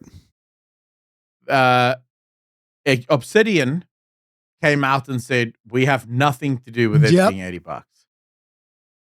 Sorry, I just need to throw that in there. You know the funny part about this? That's all Randy Pitchford had to say. That's all he had to say, Randy. That's all he had to say. Just had to say, not my call. But but Randy had to go above and beyond and say, yeah, buddy, y'all can make it happen. I would love to see the director of Outer Worlds just go like, if you were a real fan, you could make it. Make it happen. He just like zipped up and is like, not my call, none of my business. Take it up with Phil Spencer. All right, that's all I can say. But now, go ahead. Mm-hmm. No, I think if we're talking about the Outer Worlds $80, it's insane. Yeah, it's insane because all of the early reviews that I've seen for the game basically say it's sort of more of the same of Outer Worlds 1. And Outer Worlds 1 was a great game. Not a $60 game. It wasn't worth even $60 when it launched. It was worth $40, maybe $35 even. You could go as low as. To now launch it at $80? That's insane. That is pretty crazy, the price that they put on it. But I think that is the point, and that is the thing that a lot of people have also brought up. But that's the point. It is meant to look crazy. That's the intention. It's meant for you to go like, oh shit, this is so expensive. Wouldn't it just be cheaper to get it on Game Pass? Game Pass? Yeah. It's the same thing that Ubisoft did with like Outlaws and shit, where it's like, it's $130, motherfucker. Wouldn't it be cheaper to get it on Uplay? And this is what a lot of these people want. They just want you to like get their subscription, and that's what they want. They don't want you owning the game, which you should be all for because you don't care about owning games. You're just like, no, fuck that. I'll just get it on Game Pass. I don't. The thing is, I don't mind paying a subscription. Right? I don't mind. I have Xbox Game Pass. Right? I am subscribed to the Xbox Game Pass, and I don't mind paying the subscription for it. What I do mind is the fact that, because Game Pass, I don't believe can hold the industry up. I don't think studios can survive only on Game Pass. If you understand how Game Pass works, for your game, for you to get paid, so you get given a very small amount of money upfront. Now, of course, we're talking about Obsidian here that is owned by Microsoft, so it's very different for Obsidian. But let's just talk about the general rules around Game Pass, right? Game Pass, you get paid every single week based on where you fall on all of the games played for that week. And if you fall outside of the top 5 games, you basically don't get paid. Microsoft has sort of this leaderboard thing where if your game is in the top 5, you get paid a lot of money for that week. If your game falls outside of the top 5, it drastically reduces itself. So you can get games that is on Game Pass that is played by a bunch of people basically for free at that point. And you're not getting paid at all because there's not enough people playing the game. You're going to get paid something. It's the same thing as like the YouTube algorithm. Like even if your video gets like 100 views or something, you're going to get like, I don't know, a percentage of a cent or something. Yeah, but people who are... So Grums, because he knows a little bit more about the people behind the scene, he actually says he's spoken to indie developers that have had their games on Game Pass that lost money. Crazy amounts of money as a result of the Game Pass deal, because the Game Pass deal is nice upfront. You get a bit of cash guaranteed for your game, but then where your game is supposed to, sort of blow up, it blows up on Steam, but you Blows basically up get in no your money face. on Xbox, right? It blows up in your face. Yeah. So the problem with Game Pass is it's not the kind of thing that it cannot be the only answer. So for Xbox to start charging $80 for games that don't deserve to be $80, what they're effectively doing is they're killing a lot of their studios. Their own studios are going to get killed as a result of this. Because most people who are subscribed to Game Pass, or I should say this, most people who would subscribe to Game Pass, I think, is already subscribed to Game Pass. Because I think there's a large number of gamers who doesn't want to subscribe to Game Pass. They prefer owning their games. But if you're charging me 80 buckaroos for a game that I don't necessarily even agree is worth $80, I'm not going to subscribe to your shitty service just so that I can play this game. I'm just not going to buy this game, and I'm going to wait for you to discount it by 50% so that now I get it at 40, which is what I was willing to pay in the first place, right? I don't see how this is not a sustainable model. No, Not as things exist. I don't think it's a sustainable model, but there's going to be a lot of studios that are going to drop along the way, because the thing is, it's not a sustainable model for the developers that put their shit on there, because unless it's guaranteed that they're going to go up like really high into the higher top tiers of whatever's getting played on Game Pass, they're going to get fucked. Yeah. And a lot of those developers are going to get fucked. They're going to lose money. But Microsoft themselves, they're going to be fine, which is something that Phil said in an interview recently. It's like, listen, we're held accountable by Microsoft to make sure that Xbox is a healthy business. And it's like, Xbox is going to be a healthy business because they keep giving people some money to put their shit on Game Pass to make, because whenever people are talking about these subscription services, Game Pass is the one they talk about. Like, I think that most people don't even know that PlayStation has a service just like that. Like PlayStation Plus, I think the second and third tier have the exact same thing as a Game Pass. So they also have like a huge library of games that you can go and play, but nobody really pays attention to that because Game Pass is the one that everybody knows. And so Microsoft is positioning themselves in a way that is actually, really good for the normie audience, because you get yourself a new TV. The TV is going to have an Xbox app on it, and then you pay 15 bones or whatever the fuck it is for Xbox Game Pass, and you have access to a massive library of games, and you can just experience gaming that way. And you don't even need to own a console, which is their whole branding right now. You don't even need that. If you have a PC, you can do that too. I don't know if the PCs can stream from the cloud yet with the Xbox service. I don't know if that's a thing. No idea. But I know that probably could. The smart TVs are streaming it from the cloud, and other smart devices are streaming it straight from the cloud. So it just makes the whole thing like super easy to get started with gaming. But overall, developers are going to eventually get the shorter end of the deal. And as Game Pass becomes more and more prevalent, Microsoft will just be incentivized to offer less and less money to these developers, because why the fuck not? It's our market. Like, what the fuck? You want to be on Game Pass or not? You want to be on the one service that everybody is getting? You better fucking get with the program, bro. You're going to take these fucking pennies on the dollar and you're going to fucking put your game on here. That's the attitude that you're going to start seeing from Microsoft, which is not necessarily. Again, here's the thing. From a consumer perspective, it's still all good, even though they are going to start charging more and more for Game Pass as well, because it's the usual thing. It's very much like Netflix. Netflix got to a dominant position in the market. What do they do? Increase the prices. What are they doing? Put ads on Netflix. They keep doing these anti-consumer things. Why? They have a dominant position on the market. They don't have to work for it. Every time a company gets to a dominant position on the market that they don't have to work for it, the consumer is going to get fucked in the ass. It's just with Game Pass, the consumer is going to get fucked in the ass later. Not yet, but later they will. And developers are going to get fucked in the ass right now.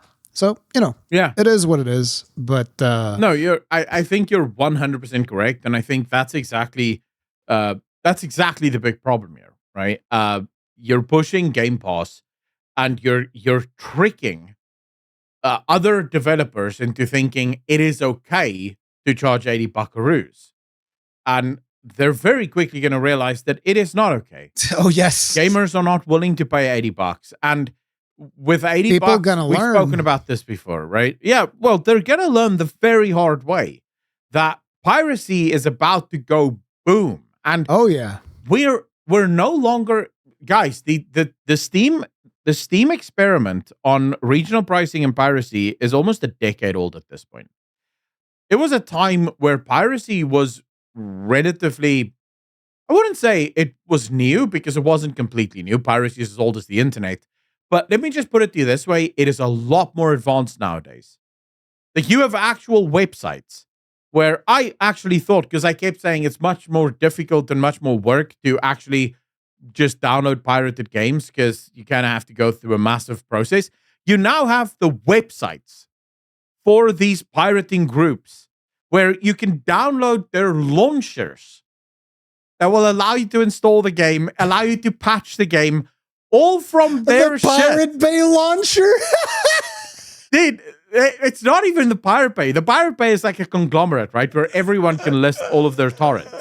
I'm talking about these sites, these groups that pirate games. If you get an invite, you can go straight to their sites personally and just update games. So they've made it so easy that once people start diving into pirated games, it's going to be over, right? And I think for good reason. It's Jover. Because it's completely Jover. And the gaming industry is in for a very rude awakening. Oh, yeah. Game Pass isn't going to continue to grow infinitely because it can't. There's too many people like Rurikon, like I'm sure a lot of our viewers here, who don't want to subscribe to Game Pass. Like, you don't want to play your games that way. I don't want to play my games like I'm watching a Netflix thing. It's not the way that I play video games. I like having the game there and playing it whenever I want and replaying it whenever I want. Like, here, we have the perfect example right now, which actually goes into one of the other topics that we have on here, which is recent launch this week, Lies of P Overture. We're going to be talking about that. Yeah. But before we do, this is actually the perfect segue. So a bunch of people in my community played the original Lies of P in Game Pass. Yeah. So Lies of P is a Souls-like, for those of you that may not be aware. A lot of people hail it as potentially the best Souls-like not made by From Software. Me personally, I have a different relationship with that game. It's kind of like a love-hate relationship. I hate to love it and I love to hate it. So it's complicated, okay? I hate and love that game so much that I platinumed it, okay? Out of sheer spite. I platinumed that game out of spite, okay? But so DLC gets announced. I believe it was announced during the PlayStation State of Play. I think we talked about it last week, and I didn't even know, do I have a save file that I can just jump into this, because you need to be at the end of the game to jump into the DLC. And so that DLC gets announced, and what happens? So I have a bunch of people in my community, they played the original Lies of P in Game Pass. Well, guess what? Lies of P is not on Game Pass anymore. Oh, yeah. Yeah, it's removed from Game Pass now. And so now they're fucked, because they don't have the game. They don't have their save file. I don't know if you can access your save file. I don't know how that shit works with Game Pass. No, I don't think you would be able to. So basically, they can't play this DLC because now they have to buy the game. Now, the game is discounted at 50% on Steam right now as well, if I'm not mistaken. At least it was last week.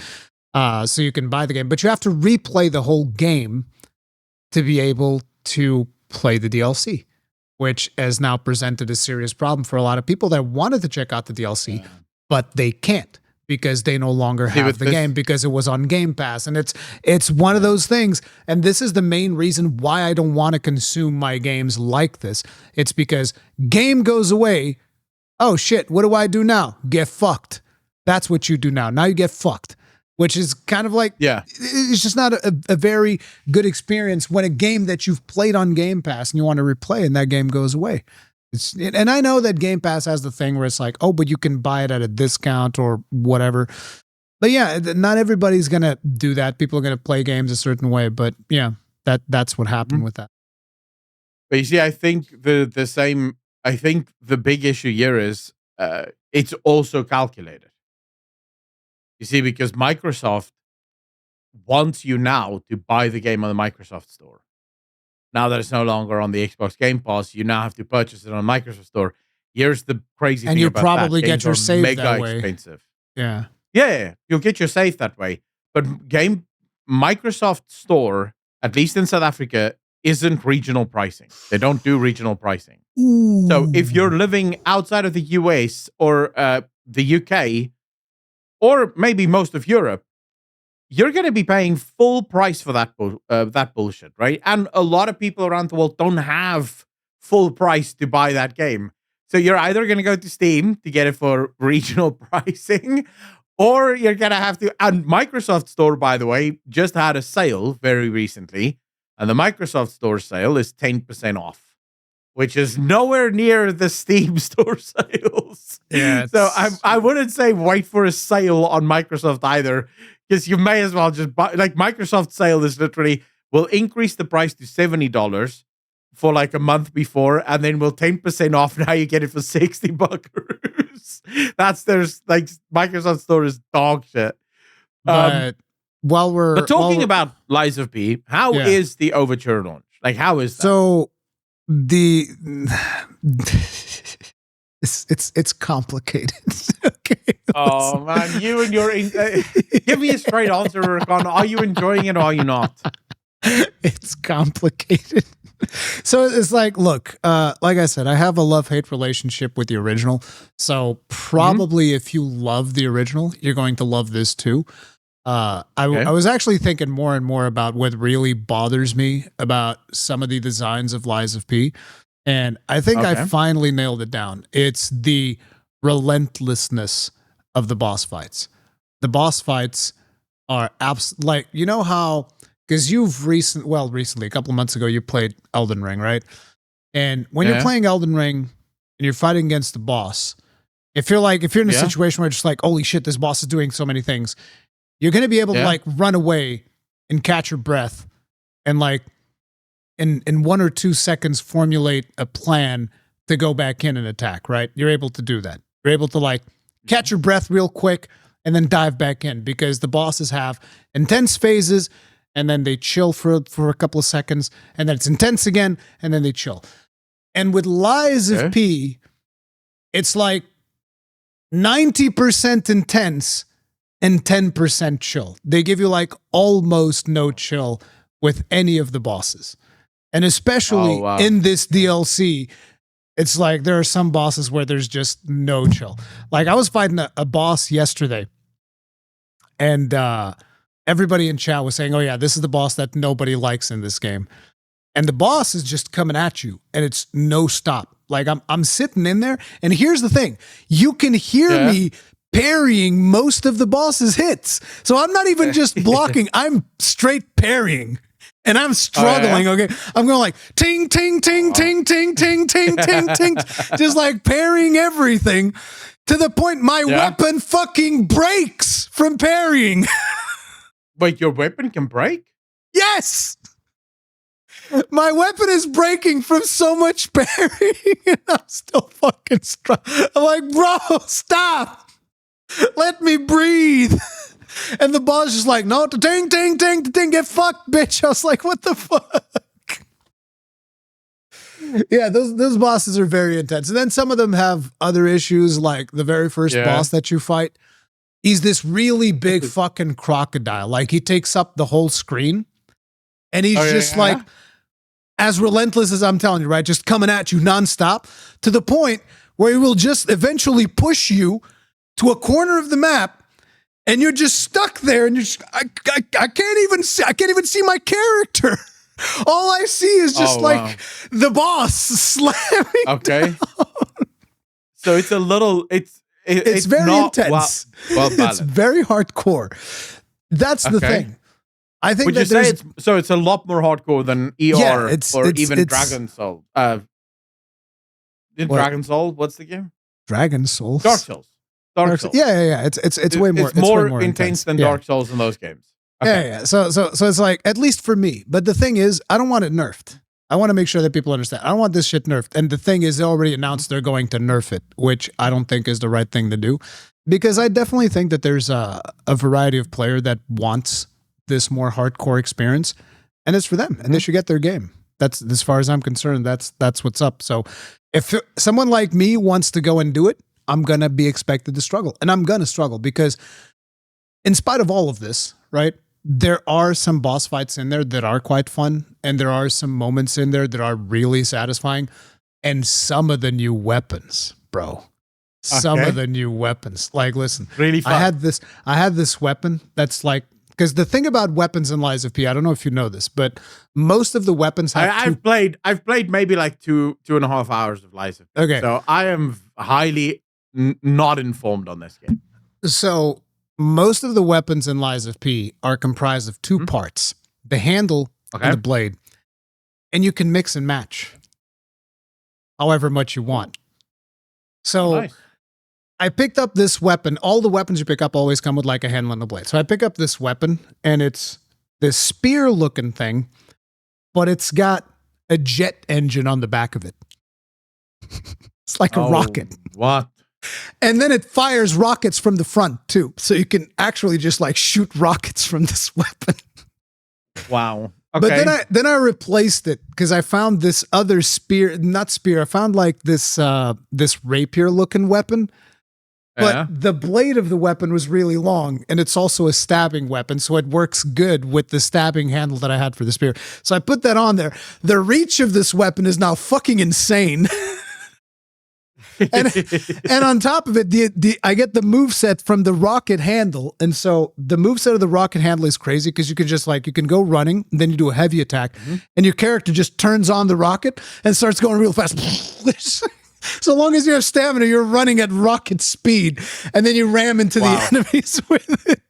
And it's super satisfying. And then the charge attack also propels you forward with that. So it's got some really satisfying weapons. Did I hear you? Like, these weapons are standard, right? So you're not building weapons or making weapons. You're picking up weapons and and then you can mix and match them. Yeah, and it's like these weapons that you're picking up on this DLC, you can then mix them and match them with the weapons that you have from the base game, and the game is ready to do all of those things. What do you mean when you say mix and match? Each weapon has two components, the blade and the handle. So so you can use the blade from this one and the handle from this one to make exactly. New sort of a new weapon. I understand now. Let's say I picked up an axe in the first game, and I picked up a handle in the second one. You get the axe head, put it on the thing, and then you get like a new weapon. And that's cool because it also changes the scaling of the weapons, because the scaling is handled by the handle of the weapon. So like if you have a weapon that you're like, I really like the look of this weapon, and I like the damage this weapon deals, but it scales off of technique, and I have a motivity build. You take the blade of that weapon, you put it on a handle that scales with motivity, and now you have a weapon that works for what you want. So you can mix and match all of that stuff, and it's really fun. I like it. And so that was one of the weapons that I really liked, the rocket spear. But yesterday, bro, you probably don't know this. You've ever played Final Fantasy VIII? No, you never played that. No. So there was a weapon that was created which became very iconic in Final Fantasy VIII, which is called the Gunblade. You've heard of the Gunblade, no? I am familiar, yes. I'm familiar with the Gunblade. So they just straight up put a fucking Gunblade in the game. They were just like, yep, no fucks given. This is a Gunblade. Fuck you, Square Enix. It's a Gunblade. And you're happy. Eat a dick. And I imagine you're instantly happy about that. Listen, it straight up animates the same way that the character from Final Fantasy VIII animated with its attacks, okay? Like, you're talking like the thrust, shoot, reload. It does all the things. And I was like, it's perfect. It's just what I wanted. So the thing is, the Gunblade is a special type of weapon. So there are some weapons in the game that you can't mix and match. So you can't mix and match the Gunblade. The Gunblade is like a one weapon thing. So that one can't be mixed and matched. But that's what you're playing now, no? It's so satisfying, dude. Yeah, like because you have this thing that you can like buff the bullets on the Gunblade. So you buff the bullets, and then you have the special attack, which basically your character just aims it and shoots like a mega shot. I think there was like 3,000 damage, some shit.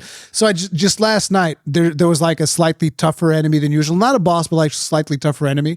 And I just come up behind it, and I was like, buff the ammo, bam, shoot him. He goes into the ground as he's getting back up. I shoot him again. He's stunned, crit, dead. And I'm just like, this is the best weapon ever made, bro. It's so good. I love that weapon. That weapon's so much fun, dude. I fucking love it. So like I told you, it's a love-hate relationship, me and Lies of P. Yeah. It's fun. Well, I'm having fun.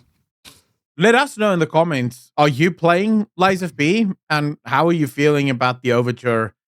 Is it everything you were hoping it was going to be? Is it not? Do you also have a love-hate relationship with it? I will also say they did something that I'm kind of upset about. They added difficulty levels. Oh. Yeah. So the original they called the original difficulty level Legendary Stalker, which is what I've been playing the game as. And then they just added 2 lower difficulty levels for people to be able to play, which doesn't surprise me because I feel like a majority of people that jump into this DLC, they're going to get fucking bodied and they're going to get really mad. And their solution to that, rather than balancing it out or whatever, they were just like, no, we're just going to make two other modes and people can play it in easy mode if they want to. What I don't like about that is it defeats the purpose of Souls-like. But then more importantly, if you're going to, because fundamentally Elden Ring also has difficulty sliders. The difficulty organic sliders are built into the game. In other words, you can collect buffs and all sorts of helpers to help you kill certain bosses. Or you can do it yourself. Yeah. Right? Because it's all in the game and it all makes sense. If you're collecting a certain thing, it's because that thing will help you kill that boss because that thing happens to be a weakness that boss possesses. So it makes sense that you would have this thing, right? But almost all bosses in the game are defeatable even without those things. And I feel like the second you start adding difficulty sliders to a game that is supposed to be Souls-like, you almost have a tendency to make the bosses too hard, right? Because people can go down in difficulty. Now I can that is one of the problems that I have with it is that, you know, I will be always the first one to say you shouldn't nerf something. You shouldn't nerf stuff. Yeah. Because of the fact that I know for a fact that there are players that is what they thrive on and they deserve to have their video games. Which it really fucking sucks that nowadays people are just like, no, fuck those sweaty tryhards. What do you mean, fuck them? Let them play their fucking game. They get like 1 or 2 games a year. They get like maybe 1 or 2 hard games a year, bro. Let them have their fucking hard game. Like, what the? Yeah. I'm including myself a little bit in that. Like, let me have my hard game, like my 1 or 2. So I'm never going to struggle. If you want an easy game, go play Sims.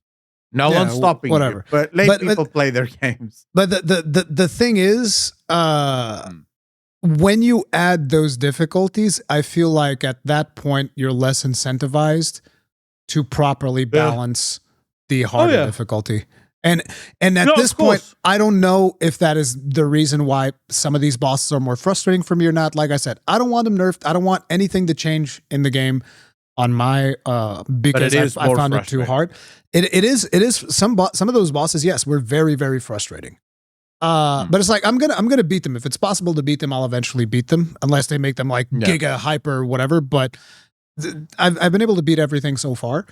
And it's just one of those things that when you add those difficulty modes, I do end up questioning, is it properly balanced now? Because 90% of the times that games have multiple difficulty selections, like I said, 90% of the times they're poorly balanced. And the hardest difficulty is like meh.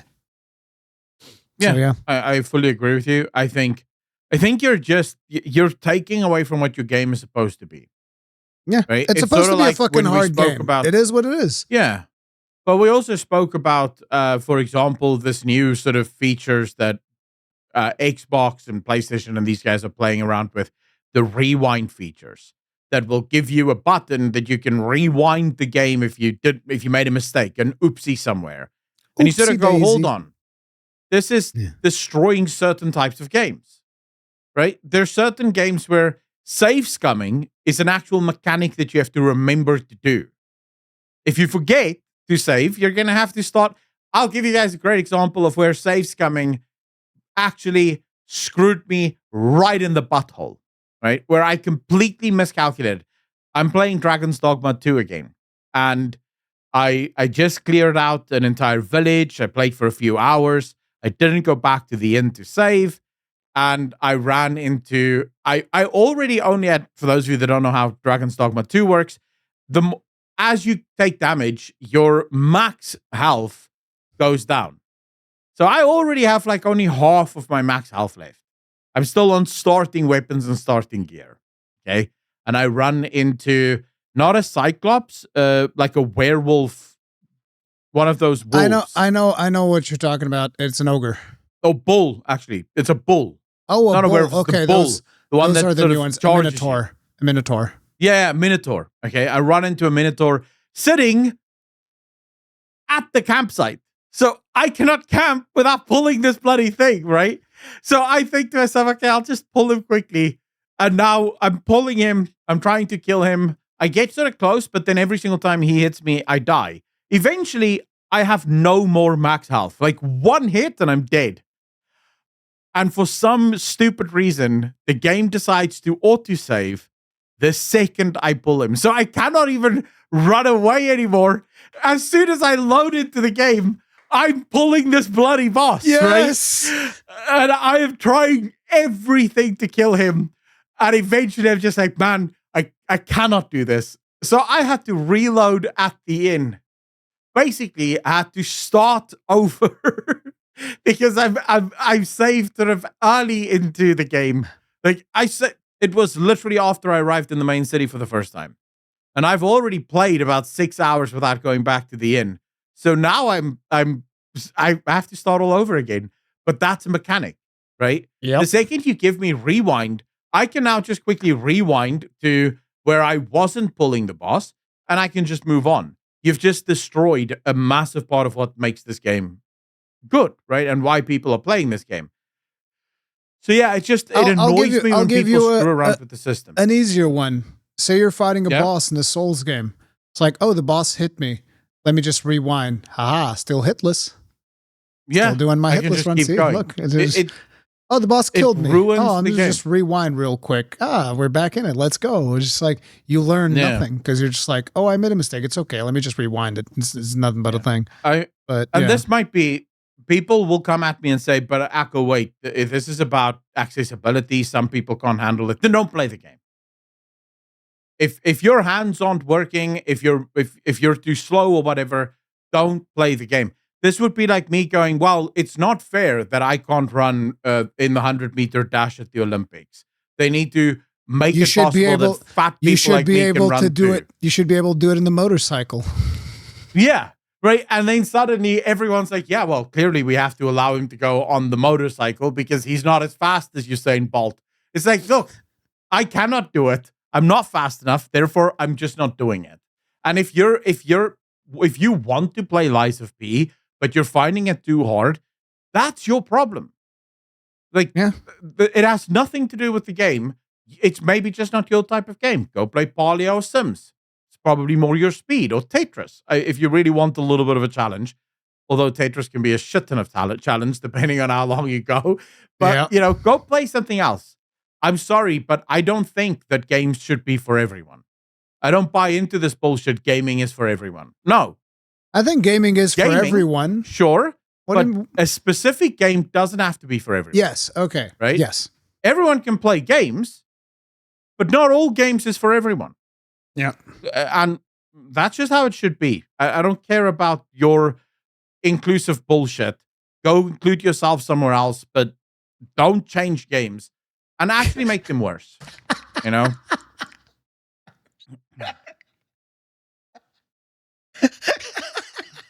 I'm just imagining go be inclusive somewhere else. Go be inclusive somewhere else. Like I don't care about this nonsense.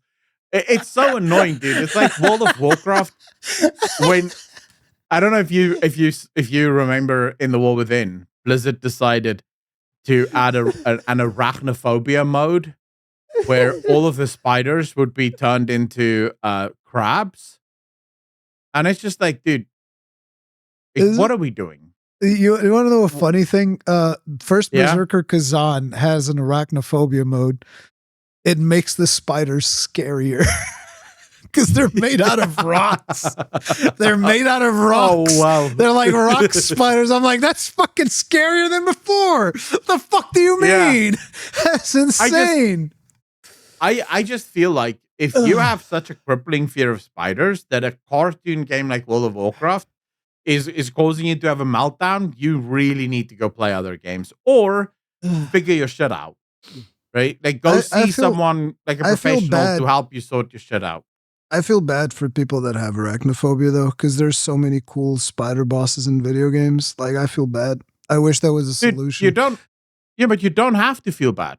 I am highly arachnophobic, but I am also not. I'm not completely retarded. I know when something is real life and when it isn't. If a spider is real life, I'm like, oh, I'm really scared of that thing. It shouldn't come close to me because it could bite me. If it's on a screen, I go, oh, this thing can't do anything to me because my screen isn't a window into some other realm that's going to have spiders coming out of it. You know that a majority of spiders are more scared of you than you are of them? Like most spiders only bite It is highly debatable in my case, bro. I will tell you, listen, I am very scared of spiders. Let me tell you, ever since I've been a teenager, I actually like whenever there's like a cobweb in my room. I love it. No. Like, let me tell you why. No. Let me tell you why. They trap cobweb mosquitoes. With no spider in it? No, a cobweb with a spider in it. Oh, then I know what to kill. But if it's a cobweb with no spider, I will freak the fuck out because now I have to go hunting for some spider somewhere. No, I'm like, usually, like, when I was a teenager in my room, I distinctly remember, like, in one of the corners of the room, there was, like, this little cobweb. And I specifically told my mom, don't clean that. Let the spider be there. Don't worry about the spider. That spider ate mosquitoes, bro. She was living in my room and she was chilling. Me and the spider, we were homies, okay? She took care of the insects, which meant she always had food, and the insects didn't eat me. So she took care of flies, insects. Fuck, I wish she brought her whole fucking family over. I love spiders, bro. Spiders are amazing. They take care of mosquitoes, dude. It was great. No. I remember one day my mom forgot. She cleaned that shit up, and that night I was bitten by mosquitoes. I was like, "Fuck!" Yeah, but yours my homie is not here anymore. But dude, there's ways to take care of that shit. I know. For example, I have this thing that you plug into the wall. Yeah, I know. And it keeps the mosquitoes away. Yeah, I know. So I don't need spiders for that bullshit. I have technology for that. The spider doesn't need to be in my home. Me and spiders, we're homies, bro. I've never been bit by a spider my whole life. I live inside a house so that I don't have to be part of nature. Let the spider be part of nature outside my bloody house. They're not invited. Spiders are chill, bro. They're chill. They're super chill, bro. Well, except for like those hunter spiders. I've seen bits of like these hunter spiders, whatever the fuck they are. Yeah. And these, bro, they like you see like a hole in somebody's fucking forearm from those spider bites. Like those are fucked up. Like those are fucked up. They fuck up your muscles. Yeah, those are fucked up. Oh yeah, one of the ugliest spider bites I know of is the violet spider. At least here in South Africa, because it'll literally have like entire holes just fall in because it eats everything around the bite. It just destroys it. It's not quite as bad, but it's kind of on par with like the spider.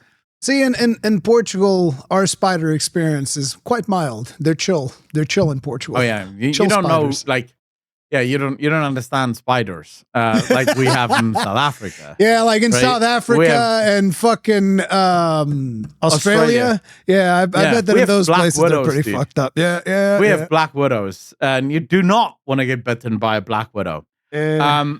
Speaking of something you do not want to do, how's this? For a segue. MindsEye. Now, before we get into the MindsEye, then you don't want to do that. But before we get into it, I need to read you this. I was just scrolling X while you were talking about the Lies of P struggles. Because you didn't give a fuck about what I was saying? Yeah, I get it. Couldn't care less about Lies of P. Because I haven't played it yet. Well, I haven't finished it yet. But okay, so this is a joke. It's just a joke. And It's not really going to work unless you are familiar with British sort of car stuff, but hopefully you understand what they're talking about. So the daughter writes to her father in a text message and says, Dad, there is something my boyfriend said to me that I didn't understand. He said that I have a beautiful chassis, lovely airbags, and a fantastic bumper. And the father's response is, tell your boyfriend that if he opens your bonnet and tries to check your oil with his dipstick, I will tighten his nut so hard that his headlights will pop out and he will start leaking from his exhaust pipe. That is good. Good one. And now that I've sort of lightened the mood, let's talk about MindsEye. All right, so I don't know what's going on with this game. Apparently, people were telling me that I called out this game when it was shown. I don't even remember. Apparently, I said something bad about this game when it was shown during the show. I don't even know why. Okay. And apparently, they were like, "Yep, what you said absolutely checks out." And I was like, "What did I say? You said it was going to be bad." I was like, "Okay." There you go. I guess that was enough. I said it was going to be bad. Turns out it was bad. It's sitting on mostly negative on Steam. I actually don't know anything about this. Apparently, it's made by somebody who used to work on GTA, and apparently it released in a pretty piss poor state. Like runs like ass, crashes all the time, has all types of issues. Like what have you heard? So. If the chaos around this game for me starts a little earlier. I think we discussed this last week, where the creator, the developers of this game, claimed that all of the bad press and all of the negative things that's been said about the game is because people are being paid by a certain studio to say bad stuff about their game. So basically saying GTA or Rockstar is paying people to downvote the game and to give bad reviews and to say mean things about their gameplay trailers. Then I watched the gameplay trailer on stream, and I wasn't paid, just FYI, to say this. I think Rockstar absolutely paid you to shit on this game, 100%. Well, the money's not in my bank account, so checks they in the need mail. to send that shit. Yeah, they need to send that shit Insta. But it was dog shit because it doesn't inspire anything. The game looked bland and boring and, quite frankly, a little uninspired. So my initial response to these developers were, boys, if you're doing that, it means you're not taking advice. You're not taking the criticism. You're basically excusing yourself from even having to pay attention to the criticism. And that has never worked out well in the gaming industry. Like, no company has ever done better because they've just gone, none of this is valid, la, la, la, la, la, fingers in their ears. Yeah. And then the game launches. And as it turns out, it really isn't good. Right? People are finding the game absolutely trash. The optimization is terrible, which is something people mentioned. I even mentioned it looking at the gameplay trailer. I was like, this doesn't look like it's even reaching 60 FPS. Yeah, it's not reaching 60 FPS. The AI for the NPCs are terrible. You have literally people sitting there being shot at in their cars, waiting at the stoplight as if nothing's happened. If you do that in GTA, everyone reacts. Even Cyberpunk 2077, if you're just aiming the weapon at someone, people will react. Whereas in this game, it's sort of like you aim the weapon at a guy, he's looking at you, you and the guy have sort of like a standoff, and then suddenly the guy goes, oh, and he just sort of ducks down, gets back up, stands there, and then, ducks down again. So it's like terrible optimization. I watched a couple of clips from people playing it. The gunplay is so bad. Like, so bad. Nothing about this game is good. And you can't help but go, dude, you guys could have taken the advice. You could have taken the critique, and you could have fixed your game.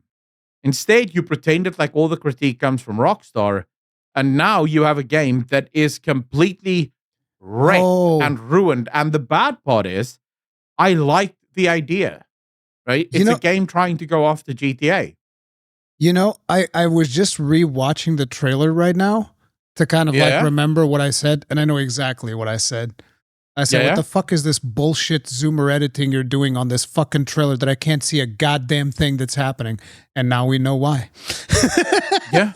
Like, literally it, right? The editing is dog shit. It doesn't really heighten the experience at all. Yeah. And I think what's really sad is, again, I like the idea. I think the idea is good. Make more games like GTA. Challenge what Rockstar's in. Because, guys, let's just be clear. Rockstar just spent $2 billion making GTA 6. But if we can get indie companies to make games like Rockstar and prove that you don't need to spend $2 billion to make a good game, it will maybe get Rockstar to stop being dickheads, right? And spending $2 billion. But this isn't it, because the problem with this game now is, even if they have maybe a good idea, dude, the current all-time is 1,300 players. There's currently only 367 people playing. This game is dead. Yeah. This game is dead, right? Now, and then you told me about this, actually. What happened during co-stream? So this was hilarious. Okay, so a couple of people were sponsored to play this game, which is a pretty standard practice. There's a lot of video games where some people try to pretend like, oh, they're paying streamers. It's like, oh no, really? I get emails all the time from people going, play this game, please.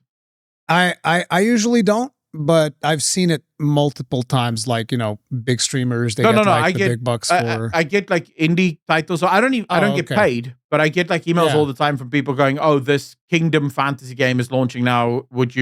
If you would want to play it, you're allowed to play it." So I don't get paid, but I get free game copies all the time. And then if you're a bigger content creator, they actually come, "Oh, can you play our game?" And also $10,000 or whatever, right? Something like that. But so what happens was, before I knew about the Go Carnage one, Dark Viper AU, whatever it was, the guy who had like those amazing big brain takes on reaction content. Yeah. So I'm listening. he's also like a really big GTA guy. And apparently he was sponsored to play MindsEye.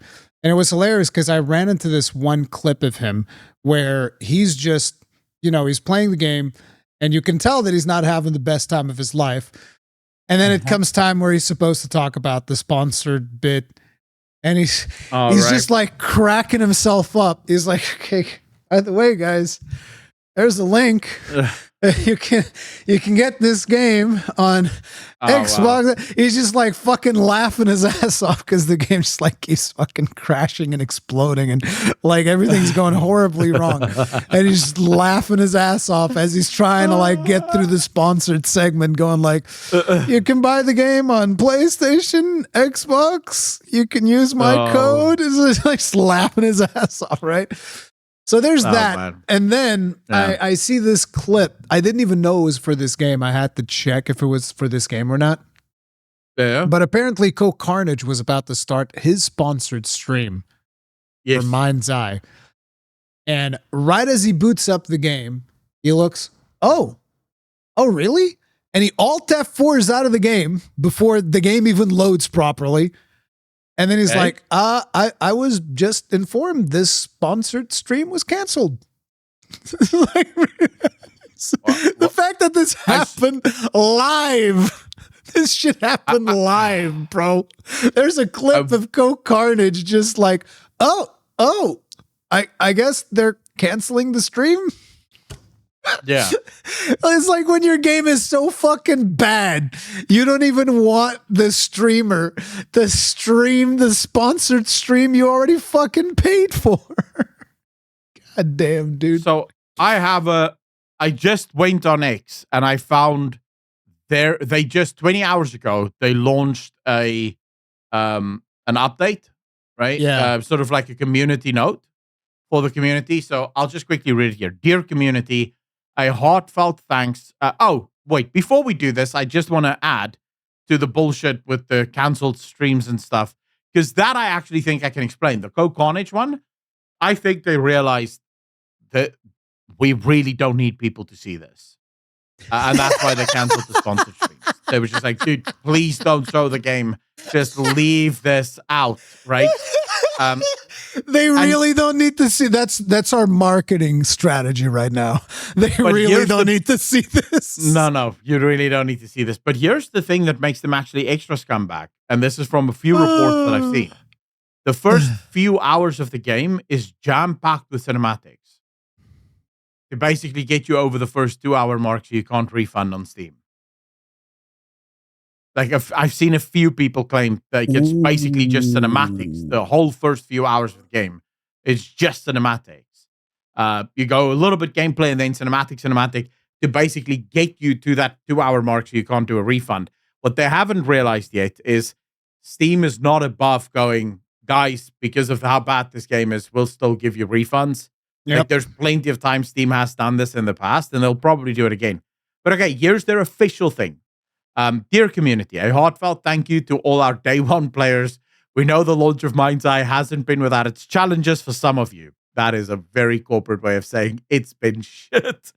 Right now, our top priority is... Imagine this. Yeah? Imagine this before you go on. Guys, I want you all to imagine that the audio on this podcast is just completely unhearable. Like, it's just bad. It's staticky. It's garbage. It's garbled. It's atrocious, right?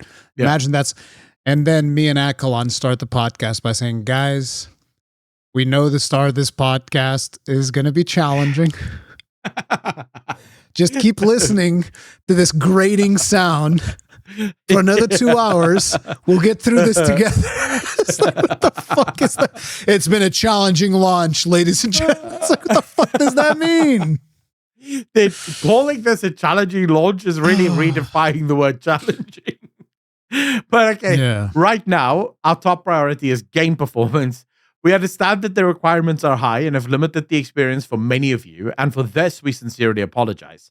Improving performance across all devices is our immediate focus. A patch that begins our commitment to address this is scheduled for the end of this week on PC, which will also roll out to consoles as soon as possible. Now, for those of you that might not understand, the reason it can't roll out to consoles as the same time as PC is consoles first have to go through certification bullshit. Yeah. Yeah, so it takes a time. It takes usually like 24 to 48 hours for them to get certification. This upcoming hotfix will include initial CPU and GPU performance improvements, along with memory optimizations, reduced difficulty for the CPR minigame, a new setting to disable or modify depth of field, a fix for an issue with missing controls for the Mindhunter and Run Dungeon minigames, pop-up warnings for PCs that have hardware-accelerated GPU scheduling disabled, and PCs with CPUs that have potential crash issues. Oh, so they're just going to warn you that your CPU can potentially crash the game. Not going to fix that. That would be too much. But if we're just going to let you know. We're just going to let you know. Listen, your CPU is prone to crashing with our software. We're sorry about that. Good luck.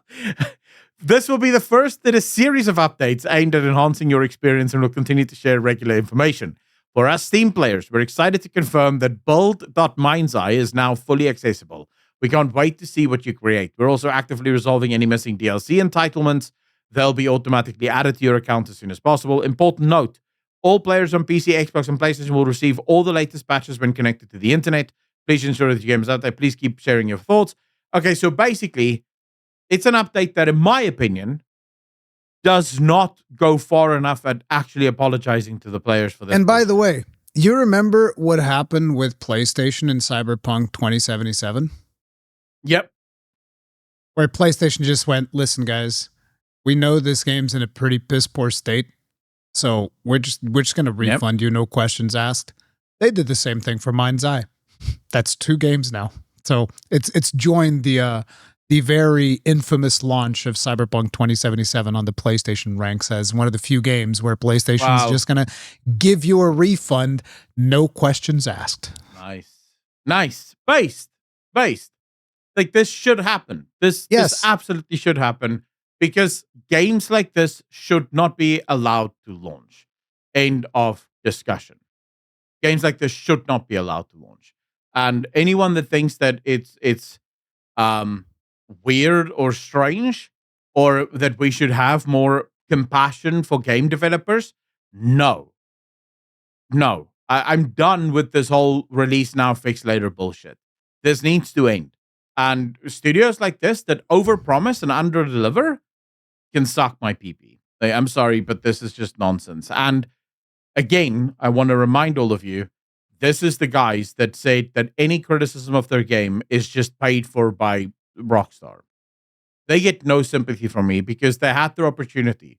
They could have postponed the game. They themselves knew that this game wasn't ready. They knew that this game wasn't ready. So yeah, I have no time for it. Lastly, let's talk about a fun thing. Because there is actually some fun stuff. Summer Games Fest, Xbox Showcase, just basically everything in the gaming industry telling us what games are coming and what is beautiful in the gaming industry came out this weekend, or last weekend, really.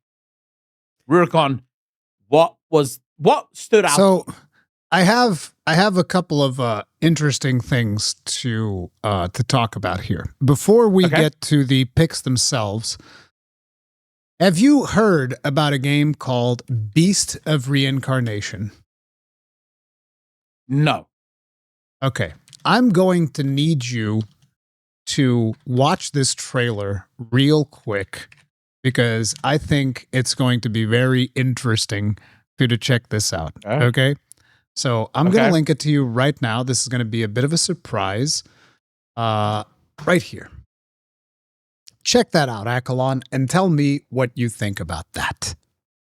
That little trailer, Beast of Reincarnation.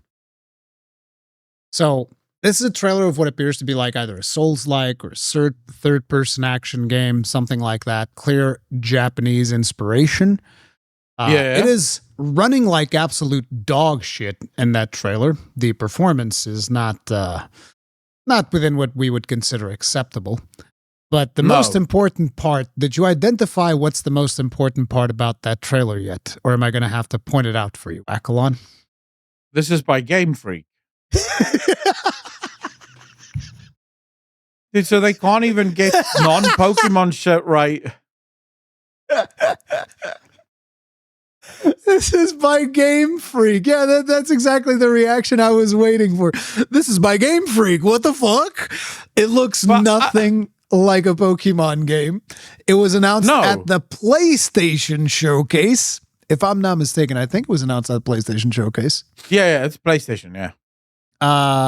It's they're doing like some third-person action RPG type of game that is apparently running as well as a Pokemon game on the Switch, except that's probably on PlayStation 5 hardware, which you can already tell is probably going to run like ass. But it's just I just thought it was interesting to see Game Freak step out of their Pokemon shell and doing like a strange, different game. It'll be very curious to check that out. Could this be the start of Game Freak actually making their redemption arc? Proper games? I don't know. Because I will say, this is actually a sort of happy surprise. Like, yes, it looks a bit janky as hell, so I'm hoping that this is really early footage of it, right? Very unoptimized still, but I like the combat. The combat kind of looks interesting, although you see snippets of it. It doesn't really show actual combat, and usually the problem with these sort of action RPG games is the secret really lies in the timing. Yeah, because the timing is everything. If the timing is even a little bit off, it just ends up feeling absolute dog poo. So I would argue it's kind of okay, and I'm excited for it. Maybe it's good, but and I mean the graphics look beautiful. It doesn't look like a terrible game. It just looks like it would run like ass on literally everything. Yeah. Because it's not even running good in their own engine. But let's see. Maybe Game Freak isn't just trying to scam a bunch of people out of money. In other news, the Silk Song people that have been waiting for a Silk Song announcement, you can keep your clown makeup on. You don't have to take it off just yet because Silk Song showed up as kind of like a side prop on a bunch of the shows. I forget if it shows up on PlayStation. It definitely showed up on Xbox, but there was no dedicated Silksong trailer. Not only that, the Deadpool VR game trailer made fun of there being no Silksong trailer because whoever is the voice actor, which is not Ryan Reynolds, but whoever is the voice actor for that game says, Geoff, skip that Silksong trailer and play this trailer instead. And then they play the trailer for Deadpool VR, and then there's still no Silksong trailer in the whole presentation. It's just like... Okay, I need to ask, what the hell is Silksong?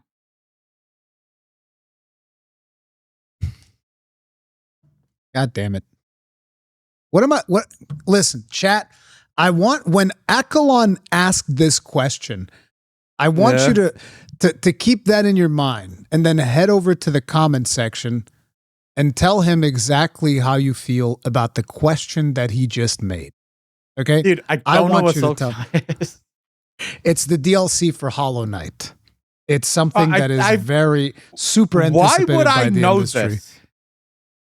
Because it's a meme in the gaming community that people have been waiting for Silksong for years. Here's why I'm asking. I didn't play Hollow Knight. It's not my type of game. That's what you think. In fact, I think these games are stupid. So how would I even know this? It's a side scroller. Dude, I don't know how you would expect me to know this. Do I ever play side scrollers? The answer is no. I find side scrollers to be absolutely boring. I've never played a side scroller. What is Silksong? This game is stupid. Yeah. I'm looking at it, right? And I'm going, yeah, side scroller is stupid. Dude, I remember growing up. So here's the thing. What people need to remember. I remember growing up. My brother was a massive fan of Abe's Odyssey. I don't know if you remember Abe. Yeah. I hate it. I'm saying I'm going to get canceled for sitting next to you while you're saying these things. It's not even the political shit it's not even the political shit that's going to get me canceled. It's your asinine take on Silksong that's going to get me canceled. Dude, it's over for me. Side scroller games suck. And I'll say that. I'm going to go write my resume now. Yeah, I know, you're welcome to. I will die on this hill. It is lazy game design. You should make a normal third-person game because that's what's fun and that's what people want to play, not the side-scroller bullshit that was meant to die with, like, before we had 3D graphics and stuff. Like, that's fine, right? Before we had 3D graphics, people made side-scrollers, no problem. But now we have 3D graphics. You don't have to stick with the 2D nonsense. We have to kill him now, chat. That's the only way. He has to die now. Now, I'm being obviously very facetious and very aggressive here. You can play what you want to play, but it's not my type of thing. I will not be able to immerse myself in this. A lot of people have been waiting for Silksong. That's why I thought I'd bring it up, because it's almost like the industry knows people are waiting for it, so they keep showing snippets of it. So there was like a snippet of Silksong in a very small montage during some Nintendo event, and people were like, Silksong! And it was in the middle of those where there's like 10 games within the span of like 10 seconds. And it's like, one of those was Silksong. And then on the Xbox one, they showed it when they were announcing the Xbox ROG Ally. They're like, oh yeah, and here's Silksong, and it is just like the Silksong's there, and they're showing gameplay, but they're not talking about Silksong. They're talking about the ROG Ally, right? So everybody's memeing on Silksong, and they're not releasing it. So I just thought that's fun. I don't understand why they're not releasing Silksong, because it's probably because it's not ready. It's not ready. Yeah, but from what I can tell, this publisher, the developer and the publisher is Team Cherry. Yes. They don't make anything else. Nope. They literally just make this. They made Hollow Knight, and now they're working on Silksong. And people loved Hollow Knight, and they can't wait for Silksong. So, in other words, what we're talking about here, just to put this into perspective, we're talking about a game that came out in 2017, February. So, 8 years later, there's no next Hollow Knight. I don't think these guys are making Hollow Knight anymore. It's going to come out this year. No, I don't think so. It's coming I out think this year. Team Cherry no longer exists. I think this studio is. I think the owner and the creator is dead. They would have never been teasing it so hard in the last couple of shows if it didn't exist. I think but they're anyway, doing it as like part of a eulogy. Like, oh, sad times. You know, I don't think the game's ever coming out at this point. Like, this is 8 years. Anyway, listen. So, Summer Game Fest picks. I just gave you guys a couple of news. I wanted to choose like just a couple of titles, and for me, I chose 3 titles. I think the one that I'm the most hyped for is probably Onimusha. I never played the original Onimushas, but I like what I've seen of the gameplay for this Onimusha because it looks like it's slowing the combat down from your traditional action RPG game, which is like usually super fast paced. This one seems like it's slower and more deliberate. And I'm like, yes, I want that. Yeah. I want to see what something like that looks like in modern day. And that game's coming out next year. Another game, I've also been excited for this one for a while, was Pragmata, because they announced it like years ago. And apparently it's finally coming out next year. And the interesting thing about Pragmata is that Maximilian dude actually got to play it at Summer Game Fest. And he talked about it, how there's like this mechanic with the shooting and this puzzle solving element simultaneous they're supposed to be doing. And he said that it was super engaging and super fun. And therefore, my hype for Pragmata is increasing a little bit. And then the other one is... In Exile's Clockwork Revolution, because that game just looks fucking fire, bro. Yeah. I have Clockwork Revolution in my pick'ems as well. Yeah, because Clockwork Revolution looks really good. And In Exile is a really, really good studio. And they're sort of seemingly going outside their ordinary kind of vibe. Because these guys are the guys behind Wastelanders. For those of you that's never played Wastelanders, do yourself a favor. It is phenomenal. CRPG, similar to Baldur's Gate 3, also lots of freedom, lots of choices, such a good experience of a game. I will say, there's one other game I completely forgot about that we should probably... Crimson Desert. That was not present at anything in the Summer Game Fest. But yeah, no, but Luke Stevens... I think it's Luke Stevens, or is Stevens Luke? Luke Stevens, yeah. He made a video because they were flown out and they were given the opportunity to actually play a little bit of it. And for those of you that don't know, Crimson Desert is one of those games that's been criticized a lot ever since its first announcements. But not for being bad. People are criticizing it because they don't think it's real. They're like, I played it. This cannot be real. Yeah, I've already played it. When I was at Gamescom, I played it. It's real. Yeah, so you're one of the people that actually played it. And he did say, it has its problems. Like, there are things that's wrong with the game. But all of the things that they're showing off, like the open world stuff, the massive battles, all of that's real. Like, yeah, the open world stuff is what I didn't get to see. The build that I saw was like, it would send you on these different arenas to go do boss fights so that you can fiddle around with the combat. But yeah, the combat feels really, really good. Like, you get to do those crazy wrestling moves. You have like shield bashes. You have all of these things. It feels good to fight in that game. Like, it was very fun. So he was now able to actually, they placed you in the middle of the game, sort of, with the open world and everything. So you were able to experience one of those massive sieges and thousands of people on the screen. And he says it works. It works really, really well. It plays really, really well. So yeah, maybe a little bit of hype for Crimson Desert should remain there. Then to the games that my pick'ems for the Summer Games Fest. Game of Thrones War for Westeros is at least on my list, on my radar. There was no gameplay shown for that, was there? I don't think so. No. But okay, so here's why I'm saying it's sort of on my list, but it's tentatively. Yeah, I am not filled with hope whenever I see series or blockbuster series being turned into video games, because it's usually the same thing that happens with video games, blockbuster video games getting turned into series. It's some dude that thinks they can make a quick buck, and they end up doing absolutely nothing.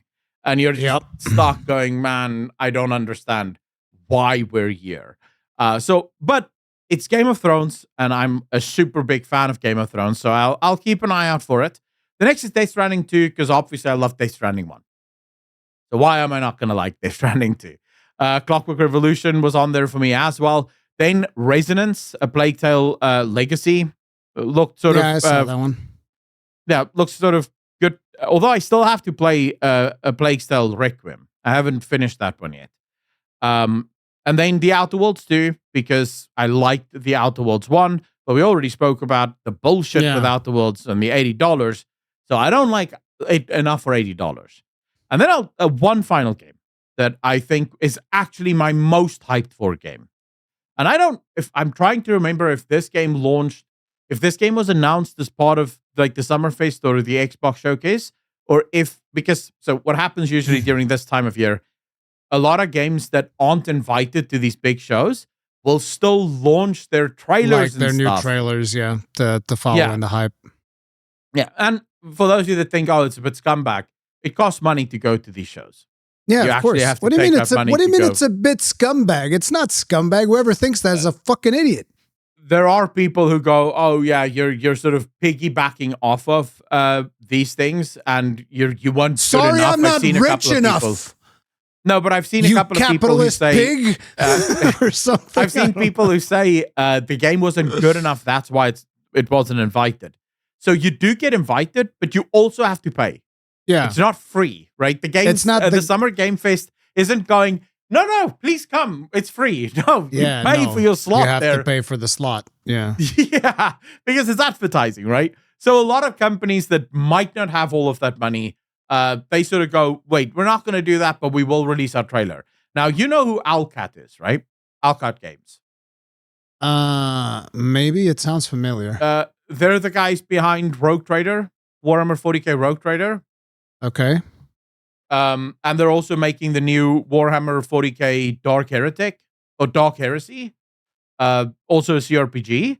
This is their first time outside of CRPG. Oh, they're the guys who did the Pathfinder games. Okay. Owlcat Games did the Pathfinder stuff, right? So they're sort of masters of CRPG. While they're now going outside of CRPG for their first ever third-person RPG. And they're doing it, and this is why this is my most hyped for game. They're doing it in the Expanse universe. Oh, I saw this one. Yeah, I saw it. It was Osiris in the Rebirth, I think. I'm pretty sure that one was on the Summer Game Fest on the main show. It's either on the main show or was in the Xbox one. It's Osiris Reborn. It could have been, right? Because as I said, I can't remember if it was part of one of the shows or one of the trailers that I saw that was just sort of launching at the same time.